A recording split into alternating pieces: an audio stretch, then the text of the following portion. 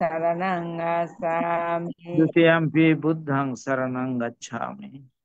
तुतीयम्पि बुद्धं शरणं गच्छामि। द्वितीयम्पि धम्मं शरणं गच्छामि। तुतीयम्पि धम्मं शरणं गच्छामि। द्वितीयम्पि संघं शरणं गच्छामि। द्वितीयम्पि सङ्गं शरणं गच्छामि। तृतीयम्पि बुद्धं शरणं गच्छामि। तृतीयम्पि बुद्धं शरणं गच्छामि। तृतीयम्पि धम्मं शरणं गच्छामि। तृतीयम्पि धम्मं शरणं गच्छामि। तृतीयम्पि संघं शरणं गच्छामि। सङ्गं शरणं गच्छामि। शरणगमनं सम्पूर्णम्। भन्ते पाणातिपाता वेरमणि सिक्खापदं समादयामि। आदिपाता वेरमणि सिक्खापदं समादयामि। आदिन्नादाना वेरमणि सिक्खापदं समादयामि। अदिन्नदाना वेरमणि सिक्खापदं समादयामि। कामेषु मिच्छाचारा वेरमणि सिक्खापदं समादयामि। कामेषु मिच्छाचारा वेरमणि सिक्खापदं समादयामि। मुसावादा वेरमणि सिक्खापदं समादयामि। मुसावादा वेरमणि सिक्खापदं समादयामि। सुरामेरय मज्जपमदत्ताना वेरमणि सिक्खापदं समादयामि। सुरामेरय मज्जापमदट्टाना वेरमणि सिक्खापदं समादयामि। साधु साधु इमं तिसरणेन सद्दिं पंचशीलं धम्मं साधुकं सुरक्षितं कृत्वा उपमादेन शीलं संपदेथ। शीलेन सुखतिं गन्ति शीलेन भोगसम्पदा शीलेन निभृतिं गन्ति तस्मात् शीलं विशोधये। साधु साधु साधु। साधु पंचे বন্দনা। এখন ভাবনা 10 মিনিট ভাবনা পরিচালনা করবেন পূজনীয় আশীর্বাদক ভান্তে। ভান্তেকে বন্দনা জ্ঞাপন করছি। সব ধর্ম প্রাণ উপাসক উপাসিকা বৃন্দ, আপনারা শিলে প্রতিষ্ঠিত হয়েছেন। চলুন এখন আমরা 10 মিনিট আনাপানসতি ভাবনার অভ্যাস করি। আমাদের উদ্দেশ্য আমাদের চিত্তের একাগ্রতা সাধন এবং চিত্তের পবিত্রতা সাধন। চিত্তের একাগ্রতা এবং পবিত্রতা ছাড়া নির্বাণের পথে অগ্রসর হওয়া যায় না। কি করে ভাবনা করতে হবে সেটা আমাদের জানা প্রয়োজন। প্রথমে চোখ বন্ধ করতে হবে, মুখ বন্ধ করতে হবে, সুখাসনে বসতে হবে, বাম হাতের উপরে ডান হাত রেখে সুন্দর করে বসতে হবে যাতে বেশিক্ষণ বসা যায়। কোমর ঘাড় মেরুদণ্ড সিধা করে বসতে হবে। এবার নাসিকার অগ্রভাগে যেখানে শ্বাস প্রশ্বাসের ক্রিয়া অনুভূত হচ্ছে সেখানে মনটাকে স্থাপন করতে হবে। শ্বাস আসলে আসছে বলে জানা, শ্বাস গেলে গেছে বলে জানা, এটা হচ্ছে আমাদের কাজ। জন্মের পর থেকে এই শ্বাস প্রশ্বাসের ক্রিয়া চলছে, মৃত্যুর পূর্বক্ষণ পর্যন্ত এই শ্বাস প্রশ্বাসের ক্রিয়া চলতে থাকবে। কিন্তু আমরা বিশেষভাবে দেখিনি। এখন আমরা খুব ভালোভাবে বিশেষভাবে দেখবো, শ্বাস আসলে আসছে বলে জানবো, শ্বাস গেলে গেছে বলে জানবো। হুম। ডান নাসিকা দিয়ে শ্বাস এলে ডান নাসিকা দিয়ে শ্বাস আসছে বলে জানবো, ডান নাসিকা দিয়ে শ্বাস গেলে ডান নাসিকা দিয়ে শ্বাস যাচ্ছে জানবো। অনুরূপ ভাবে বাম নাসিকা দিয়ে শ্বাস এলে বাম নাসিকা দিয়ে শ্বাস আসছে জানবো, বাম নাসিকা দিয়ে শ্বাস গেলে বাম নাসিকা দিয়ে শ্বাস যাচ্ছে যান। উভয় নাসিকা দিয়ে শ্বাস এলে উভয় নাসিকা দিয়ে শ্বাস আসছে জানবো, উভয় নাসিকা দিয়ে শ্বাস গেলে উভয় নাসিকা দিয়ে শ্বাস যাচ্ছে জানবো।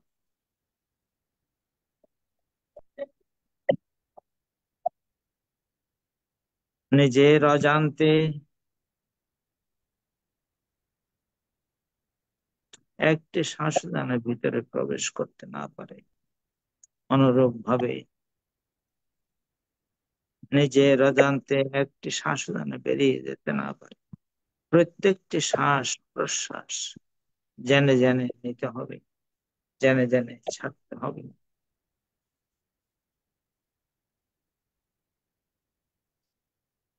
মনের স্বভাব বড়ই চঞ্চল, বড়ই চপল। ওকে শান্ত রাখা কঠিন কাজ, তারপরও আমাদের চেষ্টা চালিয়ে যেতে হবে। কখনো কখনো আম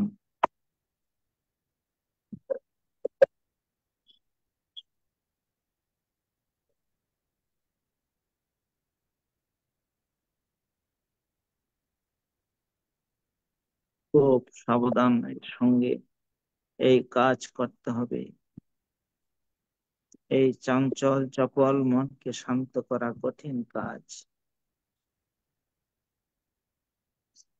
যারা এই চঞ্চল চপল মনকে শান্ত করতে পারে তারাই সাধক, তারাই ধ্যানী, তারাই জ্ঞানী।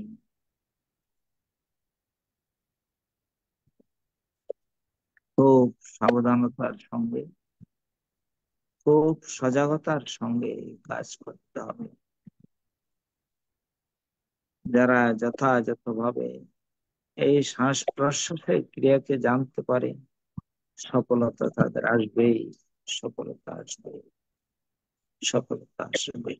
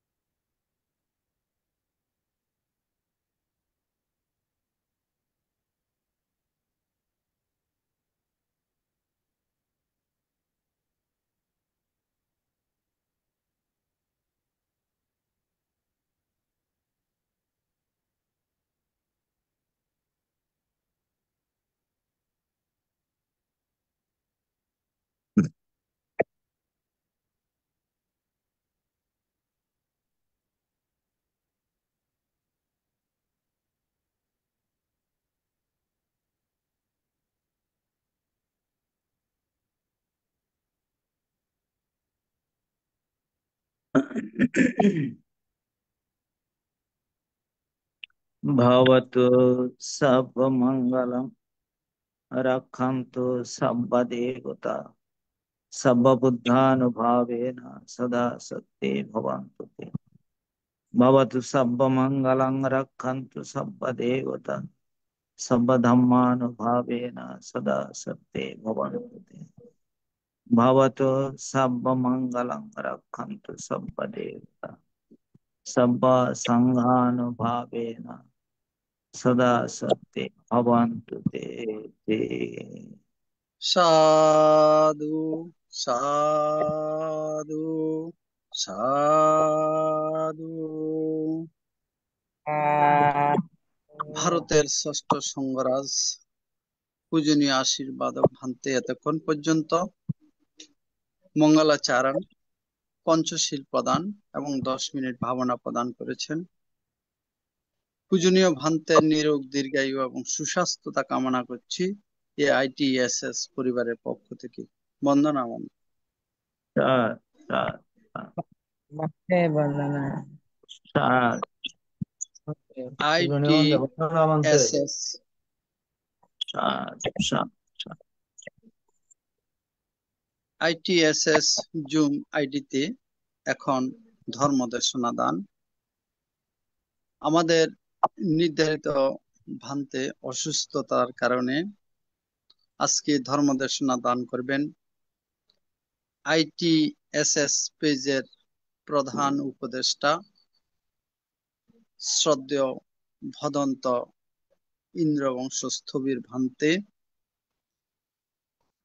কুয়াকাটা শ্রীমঙ্গল বৌদ্ধ বিহার বরিশাল পূজনীয় ভান্তেকে ধর্ম দেশনা দান করার জন্য বন্দনাপূর্বক আহ্বান করছি। সাধু সাধু সাধু। আমার কথা শুনতে পাচ্ছেন? হ্যাঁ ভান্তে, স্পষ্ট। আচ্ছা, আমাদের প্রতিদিনের ধারাবাহিকতায় আজকে যে প্রধান ধর্ম আলোচক অনুপস্থিত থাকার কারণে বা অসুস্থ থাকার কারণে আজকে আলোচনা করার সুযোগ পেয়েছি। যতটুকু সম্ভব আলোচনা করব। তো যেহেতু আমাদের এখন প্রবরণা পূর্ণিমা উৎসব চলতেছে, আজকে আমাদের এখানে আজকে শেষ 3 দিন আমরা উৎসব করে থাকি, বিশেষ করে যারা বুদ্ধ সম্প্রদায় রয়েছে।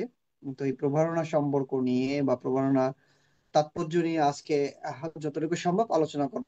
হয়তো আপনারা সকলে এই বিষয় জানেন, জানার পরও একটা বিষয় সম্পর্কে আরো কোনো কিছু যদি জানা যায়, সেটা জানার পরেও আরো কঠিন ভাবে জানা যায়।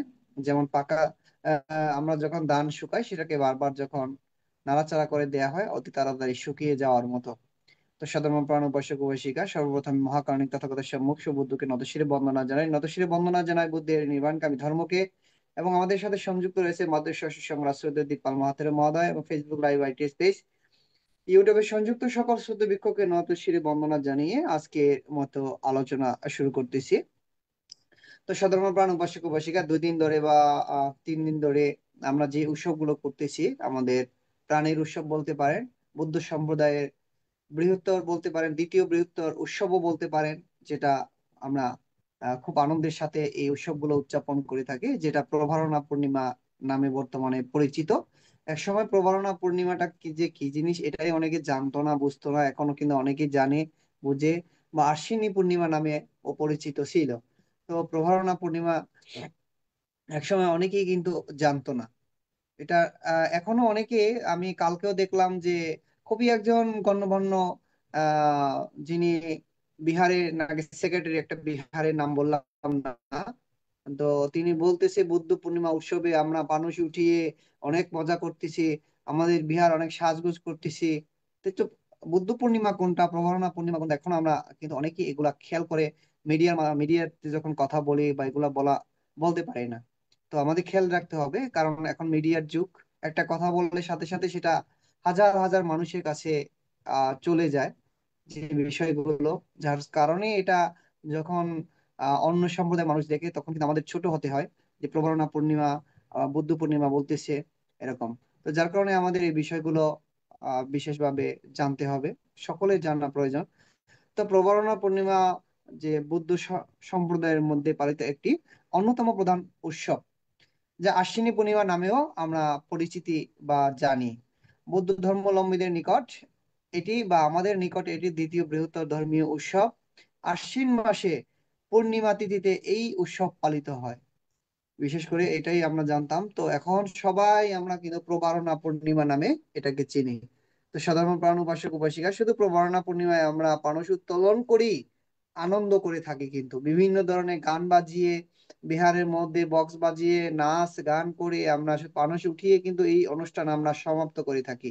কিন্তু এই অনুষ্ঠান থেকে বা এই পূর্ণিমা থেকে আমাদের শিক্ষণীয় অনেক কিছু রয়েছে, যেটা আমরা গ্রহণ করি না, বোঝার জন্য চেষ্টাও করি না, এবং সেটাকে আমরা কি আহ্বানও করি না।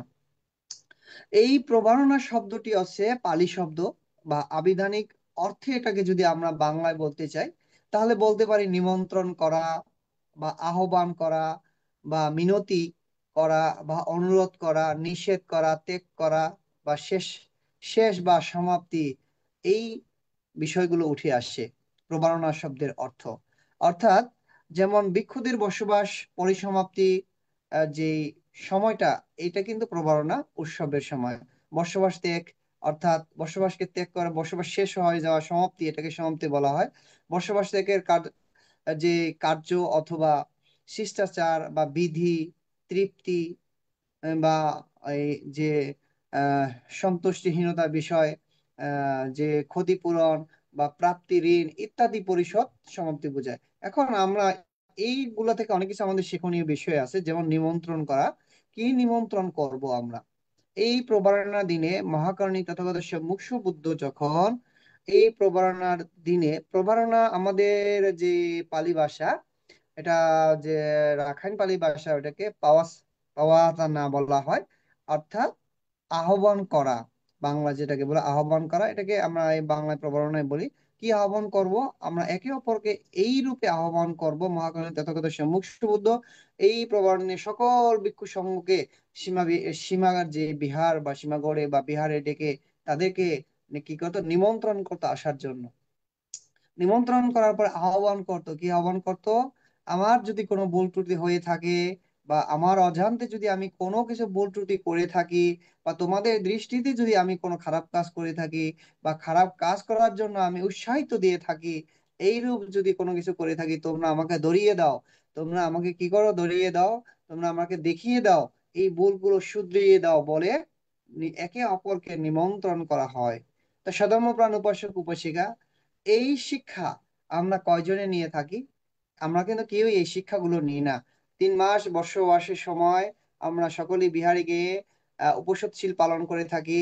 সেই প্রত্যেকটা পাড়া বা প্রত্যেকটা বিহারে কিন্তু সধর্মপ্রাণ উপাসক উপাসিকাদের উপচে পড়া ভিড় দেখা যায় এই 3টি মাসের মধ্যে উপসৎশীল গ্রহণ করার সময়। এখন আমরা যখন সমাপ্তির সময় একে অপরকে যদি বলি যে আমার অজান্তে যদি আমি কোনো ভুল ত্রুটি করে থাকি আপনাদের প্রতি, বা আপনারা যদি আমাকে এরূপ দেখে থাকেন যে আমি আমার অজান্তে কোনো ভুল করতেছি বা ভুল পথে হাঁটতেছি বা ভুল চিন্তা করতেছি বা ভুল কিছু করার জন্য আমি সেইখানে যাচ্ছি, এরূপ যদি আপনারা দেখে থাকেন, তাহলে আমাকে কি সঠিক পথে নিয়ে আসার জন্য বা আমার ভুলকে ধরিয়ে দেওয়ার জন্য আমি আপনাদেরকে আমন্ত্রণ করছি, আমাকে জানান বা আমাকে দেখান। এইরূপ একে অপরকে যদি আমরা বলি, তাহলে আমাদের মধ্যে কখনো একে অপরের সাথে মনোমালিন্য হওয়ার কোনো সুযোগ থাকে না। একে অপরের প্রতি মৈত্রী দান করা হবে, একে অপরের প্রতি কি মৈত্রী দানের আহ্বান করা হবে। এই শিক্ষাগুলো কিন্তু আমরা নিই না। আমরা শুধু কি করি? প্রবারণা দিন আসলে হাজার হাজার টাকা মানে খরচ করে বিহারটাকে সুন্দর করে আমরা কি করি? নানা রকমের রঙিন বাতি বা জার বাতি দিয়ে সাজাই। এরপরে কি করি? আর কিছুদিন আগে আমরা পানস বানানোর জন্য সকলে, ছোট বড় সকলে গিয়ে বিহারে নানা রকমের রূপ ধারণ করে পানসগুলো তৈরি করে থাকি। বিশেষ করে এই বর্তমান সময় আমরা আরো দেখতে পাই যে পানসগুলোতে বুদ্ধের যে প্রতিরূপ বা ছবিগুলো দেয়া হয়, ভিক্ষু সঙ্গের ছবিগুলো দেয়া হয়, এবং আরো বিভিন্ন অরহৎগণের ছবিগুলো দেয়া হয় দেখতে পাচ্ছি। আসলে এগুলো কতটুকু আমাদের দেয়া উচিত কি দেয়া উচিত না, এগুলো চিন্তা করার বিষয়। কারণ একটি পানস যখন আমরা সেটাকে ছেড়ে দেয়া হয় বা আকাশে উড়িয়ে দেওয়া হয়, সে পানসটা কোথায় গিয়ে পড়বে? সেই পানসটা যখন পড়বে, সে পানসটা কি পুড়ে যাবে কিনা বা না পুড়ে থাকবে কিনা, সেই বুদ্ধের প্রতি যে ছবিটা সেখানে এঁকে দেয়া হলো, সেই ছবিটাকে কেউ আহ মাটিতে ফেলে ফেলে পাড়া দিল কিনা, বা কেউ কোনো কিছু করলো কিনা, এই চিন্তা ভাবনা কিন্তু আমরা করি না। নানা রকমের আকার আকৃতি দিয়ে বুদ্ধের ছবি দিয়ে মানুষরা যখন পুরী গেলে তো ভালোই, পুরী না গিয়ে অন্য জায়গায় তো গিয়ে পড়তে পারে। তো অন্য সম্প্রদায়ে দেখলে কি এটা কি সেটা কি মানুষটাকে আমরা যেরকম বুদ্ধের ছবি দেখলে আমরা যেরকম তাকে সম্মান করি, শ্রদ্ধা করি তার প্রতি, এটাকে তো অন্য সম্প্রদায় করবে না। তো এইগুলো করা কি প্রয়োজন? এগুলো আমি মনে করি আমার দৃষ্টিকোণ থেকে, এটা ত্রিপিটকের বিষয় না, এটা আমার দৃষ্টিকোণ থেকে আমি মনে করি এগুলো করা ঠিক নয়। প্রবারণা উৎসবে আমরা আহ বুদ্ধের যে চূড়ামণি জাদি, যে বুদ্ধের চুলের যে এটা, ওটাকে আমরা জাদিটাকে আমরা উদ্দেশ্য করে সেখানে আমরা পানস উত্তোলন করি, অর্থাৎ অর্থাৎ আমরা প্রদীপ পূজা পূজা বা বলা যায় এভাবে করে থাকি। তো সেখানে ছবি দেয়া বা বুদ্ধের ছবি আঁকা বা সেখানে নানা রকম অরহত বা ভিক্ষু সঙ্গের ছবি আঁকা, এটা কোনো প্রয়োজন আমি বলে মনে করি না। তো সকলে এটা চিন্তা করার বিষয়। তো সাধারণ প্রাণ উপাসক উপাসিক, এখান থেকে আমরা কি শিখতে পারি? একে অপরকে আমন্ত্রণ করা শিখতে পারি। নিজের ভুল ত্রুটি যদি করে থাকি সেটার জন্য আমরা কি করতে পারি? একে অপরের সাথে নিমন্ত্রণ করে আহ্বান জানাতে পারি বা মিনতি করতে পারি যে আমার যদি ভুল ত্রুটি হয়ে থাকে আমাকে তোমরা ক্ষমা করে দাও। একে অপরের সাথে এভাবে যদি আমরা সকলে বুদ্ধ সম্প্রদায় যদি প্রত্যেকটা পাড়ায় পাড়ায় যদি এই শিক্ষাগুলো আমাদের মধ্যে আমরা যদি আচরণ করতে পারি, তাহলে প্রত্যেকটা যে বুদ্ধ সম্প্রদায় যে পাড়াগুলো রয়েছে, বড়ুয়া পাড়া বা মারমা পাড়া, প্রত্যেকটা পাড়ায় কিন্তু একটা সমন্বয় থাকবে, বা প্রত্যেকটা পাড়ার মধ্যে একটা সমঝোতা থাকবে, প্রত্যেকটা পাড়ার মধ্যে একে অপরের প্রতি শ্রদ্ধাশীল হয়ে থাকবে, একে অপরের প্রতি মৈত্রী দান করার সুযোগ থাকবে। কিন্তু সেটা আমরা করি না। আমরা কি করি? এই প্রভারণা উৎসব উদযাপন করা হবে, সেখানে কে সভাপতি হবে, কে মাইক্রোফোন ধরে কথা বলবে, কে পঞ্চশীল প্রার্থনা করবে, কে কাকে 2 মিনিট 3 মিনিট করে কথা বলার সুযোগ দেয়া হবে, এসব নিয়ে কিন্তু আমরা থাকি। কিন্তু বুদ্ধের আসল ধর্ম দর্শনটা আমরা কেউই গ্রহণ করি না। এই এরপরে আমরা পানস উঠিয়ে হইচই নানা রকমের গান বাজনা করে আমরা দিনটাকে শেষ করে ফেলি। তো গান বাজনা যেটা আমরা করলাম, সেই গান বাজনার মধ্যে কি কোনো পুণ্যকর্ম আছে? আমরা যে পানস আকাশে উত্তোলন করলাম, সেই পানসের উত্তোলন আকাশে যখন উড়ে গেল, যখন আগুনের তাপ কমে গেল তখন তো মাটিতে পড়ে গেল। সেখান থেকে আমরা কি পাচ্ছি?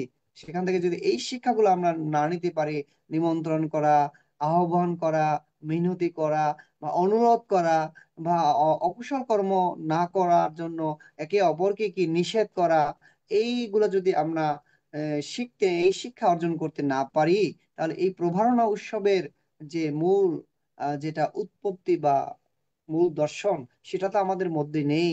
আমরা শুধু আনন্দের মধ্যে আছি। নিষেধ করে করে দেয়া যায় যদি যখন একে অপরকে আমরা আহ্বান করি যে আমাদের মধ্যে যদি করুণ বোধ থাকে, তাহলে আপনারা আমাকে ধরিয়ে দিন, বুঝিয়ে দিন বা দেখিয়ে দিন। একে অপরকে যদি আমরা আহ্বান করি, আহ্বান করে মিনতি করি, তাকে অনুরোধ করি, তখন ভুল ত্রুটি থাকলে তিনি তাকে বলবে। বলার পরে ওই ভুল ত্রুটি তাকে কি করবে? যার ভুল ত্রুটি আছে তাকে নিষেধ করবে যে এটা তুমি করো না, এটা করলে এটা পাপ কর্ম বা অকুশল কর্ম। এটা হচ্ছে নিষেধ করা। এখন ত্যাগ করার জিনিসটা হচ্ছে কি, আমাদের মধ্যে যে নানা রকমের লোভ দেশ মোহগুলো বিরাজমান থাকে, এগুলো ত্যাগ হয়ে যাবে। অর্থাৎ একে অপরের সাথে যখন সমন্বয় করে একে অপরের কাছে মিনতি করা বা আহ্বান করা বা অনুরোধ করা বা এই পাপকর্ম থেকে বিরত থাকার জন্য নিষেধ করা গুলো যখন হয়ে যায়, তখন মনের মধ্যে কিন্তু একটা প্রশান্তি চলে আসে। একে অপরের প্রতি প্রতি মৈত্রীটা চলে আসে। তো একে অপরের সাথে ভালো সম্পর্ক হয়ে যায়। তখন কিন্তু আমাদের মধ্যে একে অপরের প্রতি যে রাগ দেশ গুলো থাকে, এগুলো কিন্তু ত্যাগ হয়ে যায়। এই তো সাধারণ প্রাণ উপাসক উপাসিক, এটাই হচ্ছে প্রভারণা পূর্ণিমার মূল থিমস বা মূল যে দর্শন। এই দর্শনগুলা কিন্তু আমরা নিই না, বা আমরা আমাদের ছেলে মেয়েদেরকে এগুলা বোঝানোর জন্য চেষ্টা করি না। আমরা এটুকুই জানি, বুদ্ধ যখন 29 বছর বয়সে গৃহত্যাগ করেছিল, যে তখন মাথার চুলগুলো অনেক বড় বড় ছিল, সেই চুলগুলোকে কেটে তিনি অধিষ্ঠান করেছিল আমি যদি সত্যিকার অর্থে বুদ্ধ হই বা আমার যদি বুদ্ধ হওয়ার মতো যদি সে পূর্ণ থাকে, তাহলে এই চুলগুলো আমি আকাশে নিক্ষেপ করলে চুলগুলো মাটি যেন স্পর্শ না করে। এই অধিষ্ঠান করে বুদ্ধ আকাশে চুল নিক্ষেপ করলো। সেই চুল আকাশে কি করলো, স্বর্গরাশি নিয়ে সেখানে স্বর্ণপাত্রে রেখে একটি জাতি নির্মাণ করলো। সেই জাতির নাম কি? চুলামণি জাতি। এই জাতিকে উদ্দেশ্য করে আমরা প্রবারণা উৎসবের দিন পানস আহ উত্তোলন করে আমরা সেখানে পূজা করি। অর্থাৎ আমরা তো সেই স্বর্গে যেতে পারবো না। তো সেক্ষেত্রে যেতে পারে তাকে সে উদ্দেশ্য করে আমরা এই পরশ প্রজ্বলন করে থাকি বা পরশ উড়িয়ে থাকি। এইটুকুই আমরা জানি বা অনেকে জানি বা অনেকেই জানে না। যদি একটা বিহারে যদি 100 জন উপাসক, সাধারণ প্রাণ উপাসক উপাসিকা উপস্থিত হয়, সেখানে যদি কোনো মিডিয়া এসে জিজ্ঞাসা করে আপনার কেন পরশ উত্তোলন করেন, তখন কিন্তু 80% উপাসক উপাসিকা এই কথাগুলো বলতে পারে না। কারণ কালকে আমি একটা মিডিয়াতে দেখলাম, আজকেও দেখতেছি, অনেকে বলতেছে আমরা এই উৎসব আসলে অনেক আনন্দ হয়, আমরা সকলে একত্রিত হয়ে এখানে পানস উঠাই, অনেক আনন্দ পাই, আমরা একে অপরের সাথে একটু দেখা করার সাক্ষাৎ পাই, একটু ঘোরাঘাড়ি হয়, এই কথাগুলো। তো তো এটা তো বুদ্ধ ধর্ম দর্শনের সাথে মানে যায় না। আমাদের অন্তত এটা বলতে হবে যে প্রবর্তনা উৎসবটা কিভাবে হয়েছিল, কেন হয়েছে, প্রবর্তনা উৎসবটার মানে কি, প্রবর্তনা উৎসবের যে পালি শব্দ অর্থ, এটা বাংলা অভিধান যদি আমরা করি, এর অর্থ হচ্ছে নিমন্ত্রণ করা, আহ্বান করা বা বিনতি করা, অনুরোধ করা বা বা নিষেধ করা বা ত্যাগ করা, বা ভিক্ষু সংঘের যে বসবাসের সমাপ্তির দিন। এই বিষয়গুলোতে একটু একটু করে যদি আমরা সুন্দর করে গুছিয়ে মিডিয়াকে বলতে পারি, তখন অন্য সম্প্রদায় এই বিষয়গুলো জানবে, তখন অন্য সম্প্রদায় বুঝতে পারবে আমার ধর্ম দর্শন সম্পর্কে। কিন্তু আমরা নিজেরাই জানি না, আমরা নিজেরাই জানি না যে আমরা পানস উঠাতে আসছি, পানস দেখতে আসছি, পানস দেখে ওই যে কিছুদিন আগে গেল যে হিন্দু সম্প্রদায়ের অনুষ্ঠান, যে ঠাকুর দেখতে যাই, ওই রকম আমাদের অনুষ্ঠানগুলো এরকম হয়ে গেছে এখন। যে প্রবারণা উৎসবগুলো, যে পানস দেখতে যাই, পানস দেখতে এসে আমরা একে অপরের সাথে দেখা হয়, ঘোরাফেরা করলাম, আনন্দ করলাম, চলে গেলাম। কিন্তু আমরা কি শিক্ষা নিলাম, কি বুদ্ধের দর্শনটা আমরা পেলাম, এই বিষয়গুলো কিন্তু আমরা কখনো চিন্তা করি না, কখনো ভাবিও না। তো সধর্মপ্রাণ উপাসক উপাসিকা অবশ্যই জানবেন আপনারা যে প্রবারণা শব্দটির অর্থ হচ্ছে পালি, যেটা বাংলায় আমরা নিমন্ত্রণ, আহ্বান, মিনতি, অনুরোধ, নিষেধ, ত্যাগ বা সমাপনী দিন আমরা বলতে পারি। যে আহ্বান করা, একে অপরকে আহ্বান করা, নিমন্ত্রণ করে নিয়ে এসে একে অপরকে আহ্বান করা, আমার মধ্যে যে ভুল ত্রুটি থাকে সেগুলো তোমরা আমাকে ধরিয়ে দাও, আমাকে দেখিয়ে দাও, আমাকে শুধরিয়ে দাও, এই এটা অনুরোধ করা, তাকে আহ্বান করিয়ে তাকে অনুরোধ করা।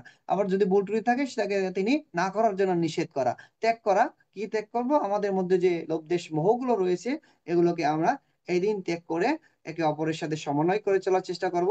শুধু এই একদিনের জন্য নয়, আমরা যতদিন বেঁচে আছি ততদিন এই শিক্ষাগুলো আমাদের থাকা একান্ত প্রয়োজন।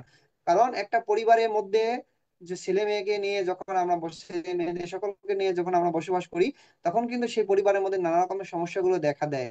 এই শিক্ষাগুলো যখন আমাদের পরিবারের মধ্যে থাকবে, একে অপরকে আহ্বান করা বা মিনতি করা, অনুরোধ করা, যে এই বিষয়গুলো নিষেধ করা, এই বিষয়গুলো যখন আমাদের মধ্যে শিক্ষাগুলো থাকবে, তখন কিন্তু ওই পরিবারের মধ্যে কি হবে না, ঝগড়া বিপদ থাকবে না, বা একে অপরের প্রতি মনোমালিন্য হওয়ার কোনো সুযোগ থাকবে না।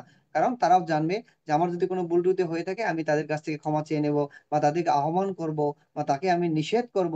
তো এই শিক্ষাগুলো আমাদের ভিতরে নেই বিধায় আমরা কি করতে পারি না, একে অপরের সাথে সমন্বয় করে চলতে পারি না। এক পাড়ার মধ্যে আমরা বসবাস করি, কিন্তু এক বিহারে যাই না। অন্য এক বিহারে একজন এক পরিবার যায়, আরেক বিহারে এক পরিবার যায়। আবার দেখা যায় যে একজনকে সভাপতি হিসাবে ঘোষণা করা, আর অন্য একজন কি সে সভাপতি পায় না বিধায় আর ওই বিহারে যাচ্ছে না, ওই বিহারে গিয়ে অনুষ্ঠানে অংশগ্রহণ করছে না। বা একজনকে পঞ্চশীল প্রার্থনা করতে দেওয়ার কারণে অন্য একজনকে দেয় নাই, যে আমাকে কেন দিল না, আমি কি পারি না। এই বিষয়গুলো নিয়ে কিন্তু আমাদের মধ্যে সবচেয়ে বেশি বিরাজমান সমস্যা, সবচেয়ে খুবই খুবই খুবই খুবই এখন সমস্যাগুলোর মধ্যে আছে। আমরা ধর্ম দর্শনের মধ্যে নয়, আমরা আছি শুধু সামাজিক দর্শনের মধ্যে। সমাজের মধ্যে কিভাবে আমরা দেখাতে পারবো নিজেকে, আমি অনেক কিছু পারি, অনেক কিছু জানি, অনেক কিছু শিখেছি, অনেক কিছু সম্পর্কে আমাদের মধ্যে জ্ঞান আছে, এইটা দেখানোর জন্যই আমরা পাগল হয়ে থাকি। নিজেকে দর্শন করার জন্য আমরা কখনো কি করি না, চেষ্টা করি না। বুদ্ধ ধর্ম দর্শন মানেই তো নিজেকে দর্শন করা। এখন এই দর্শন, নিজেকে যদি দর্শন করতে না পারেন, এখন শুধু সমাজকে দর্শন করলে হবে, আহ, যে একটা অনুষ্ঠানকে দর্শন করলে হবে, সমাজকে দর্শন করলে হবে না। এবং আপনার কি হবে না, একটা এই উৎসবে গিয়ে আনন্দ উৎসব করে ফিরে আসলেও হবে না। সেখান থেকে আপনাদের শিক্ষণীয় বিষয়গুলো শিখতে হবে, আচরণ করার বিষয়গুলো আচরণ করতে হবে। এভাবে আমাদের জীবনকে বৌদ্ধ ধর্ম দর্শন যে আমাদের গঠন করতে হবে। তো সাধারণ প্রাণ উপাসক উপাসিকা, এই বিষয়গুলো আমাদের অবশ্যই জানতে হবে। বসবাস, যেটা আমরা সমাপ্তি যেটা যেটা বলা হয়, অর্থাৎ বসবাস সমাপ্তির ভিক্ষুগণ তাদের কি করা হয়, দোষ ত্রুটি অপর ভিক্ষুগণের নিকট প্রকাশ করে তারা কি করে, প্রশস্তি বা বিধানের বা আহ্বান জানায়। এই ভিক্ষু সংগ্রহ, এটা কিন্তু বুদ্ধের ধর্ম দর্শন অনুযায়ী তারা এই কাজগুলো করে থাকে। আমরা কিন্তু এগুলো করি যখন প্রবারণা দিনে আমরা বিভিন্ন সকল ভিক্ষু সংঘ একত্রিত হয়ে সন্ধ্যাবেলায় আমরা সীমাগুড়ে ঢুকে একে অপরকে আমরা নিজেদের দোষ ত্রুটি স্বীকার করে বা ভান্তেদের কাছে অনুরোধ করি যে ভান্তে আপনার সাথে বা আপনার সাথে যে কোনো খারাপ আচরণ করে থাকি বা আপনার দৃষ্টিতে যদি কোনো আমরা খারাপ কোনো কিছু করে থাকি আমি আমাকে ক্ষমা করবেন। আবার ওই ভ্রান্ত বলে যে আমি যদি এইভাবে করে থাকি আমাকে ক্ষমা করবেন। এই যে আহ্বান করা, উম দোষ ত্রুটিগুলো তুলে ধরা, এটা কয়জনের আছে? আমরা দেখেছি সাধারণ প্রাণ উপাসক উপাসিকার যেটা ঘটনা ঘটে গেছে, এটা তিনি এই কাজটা করে ফেলছেন তারপর কিন্তু স্বীকার যায় না, এটা বুদ্ধ ধর্ম দর্শন অনুযায়ী না। তাহলে মিথ্যা দৃষ্টির মধ্যে আমরা এখনো আছি, মিথ্যা দৃষ্টি থেকে আমাদের বেরিয়ে আসতে হবে। সাধারণ প্রাণ উপাসক এই শিক্ষাগুলো আমাদের যতদিন না আমরা অর্জন করতে পারবো না, ততদিন কি হবে না, আমাদের মধ্যে যে প্রবণনা উৎসবের যে তাৎপর্য ওটা দর্শন আমাদের করা হবে না। তো আমরা সমাজের জন্য সমাজের সামাজিকতাকে দর্শন করে শুধু আমরা কি সমাপ্ত থাকবো না, ধর্মকে দর্শন করব। ধর্ম দর্শন করতে হলে নিজেকে দর্শন করতে হবে, এবং নিজেকে দর্শন করতে হলে কি করতে হবে, বুদ্ধ ধর্ম দর্শন কি জানতে হবে এবং শিখতে হবে, আচরণে পরিণত করতে হবে। এটা ব্যতীত কোনো আমাদের এই সুযোগগুলো নেই। তো মহাকারণী তথাগত সম্যক বুদ্ধ কিন্তু এই কারণেই এই বসবাসের যে নিয়ম কানুন বা বসবাস করার জন্য ভিক্ষু সংঘকে বলা হয়েছিল। এবং ভিক্ষু সংঘের মধ্যে যে সমঝোতা থাকে, ভিক্ষু সংঘের মধ্যে যে একে অপরের দোষ ত্রুটি নিয়ে কোনো ঝামেলা না হয়, এই কারণেই কিন্তু এই বসবাসের সমাপ্তি দিন এই প্রবারণা উৎসব বা প্রবারণার যে পালি অভিধান অর্থ নিমন্ত্রণ করা, আহ্বান করা, যে অনুরোধ করা, নিষেধ করা, এই বিষয়গুলো সম্পর্কে মহাকারণী তথাগত সম্যক বুদ্ধ এই নিয়ম বা এই সিস্টেম গুলো করেছিল। প্রথম প্রথম পর্যায়ে কিন্তু এই বর্ষবাস বা বর্ষবরণ এই এই নিয়ম কানুন গুলো ছিল না। যখন আহ যখন দেখে যে ভিক্ষু সংঘরা হাজারে হাজারে লাখে লাখে ভিক্ষু সংঘরা বসবাসে বর্ষাকালীন সময় মাটি নরম থাকে, তারা এক গ্রাম থেকে আরেক গ্রামে চলে যায়, তখন রাস্তা বেড়ি বাঁধ গুলো নষ্ট হয়ে যায়, ফসল ক্ষেত নষ্ট হয়ে যায়। এইভাবে যখন একে একে গ্রামের যে দায়ক দায়িকারা রয়েছে বলা যায়, যারা গ্রামে বসবাস করে, তারা যখন রাজার কাছে নালিশ করা শুরু করে যে ভিক্ষু সংগ্রহ ভাবে গেলে তো আমাদের ফসল ক্ষেতগুলো নষ্ট হয়ে যাচ্ছে, মাটি রাস্তা ভেঙে যাচ্ছে, হাজার হাজার তনার লাখে লাখে ভিক্ষু সংঘ এক স্থান থেকে অন্য স্থানে স্থানান্তরিত হয়।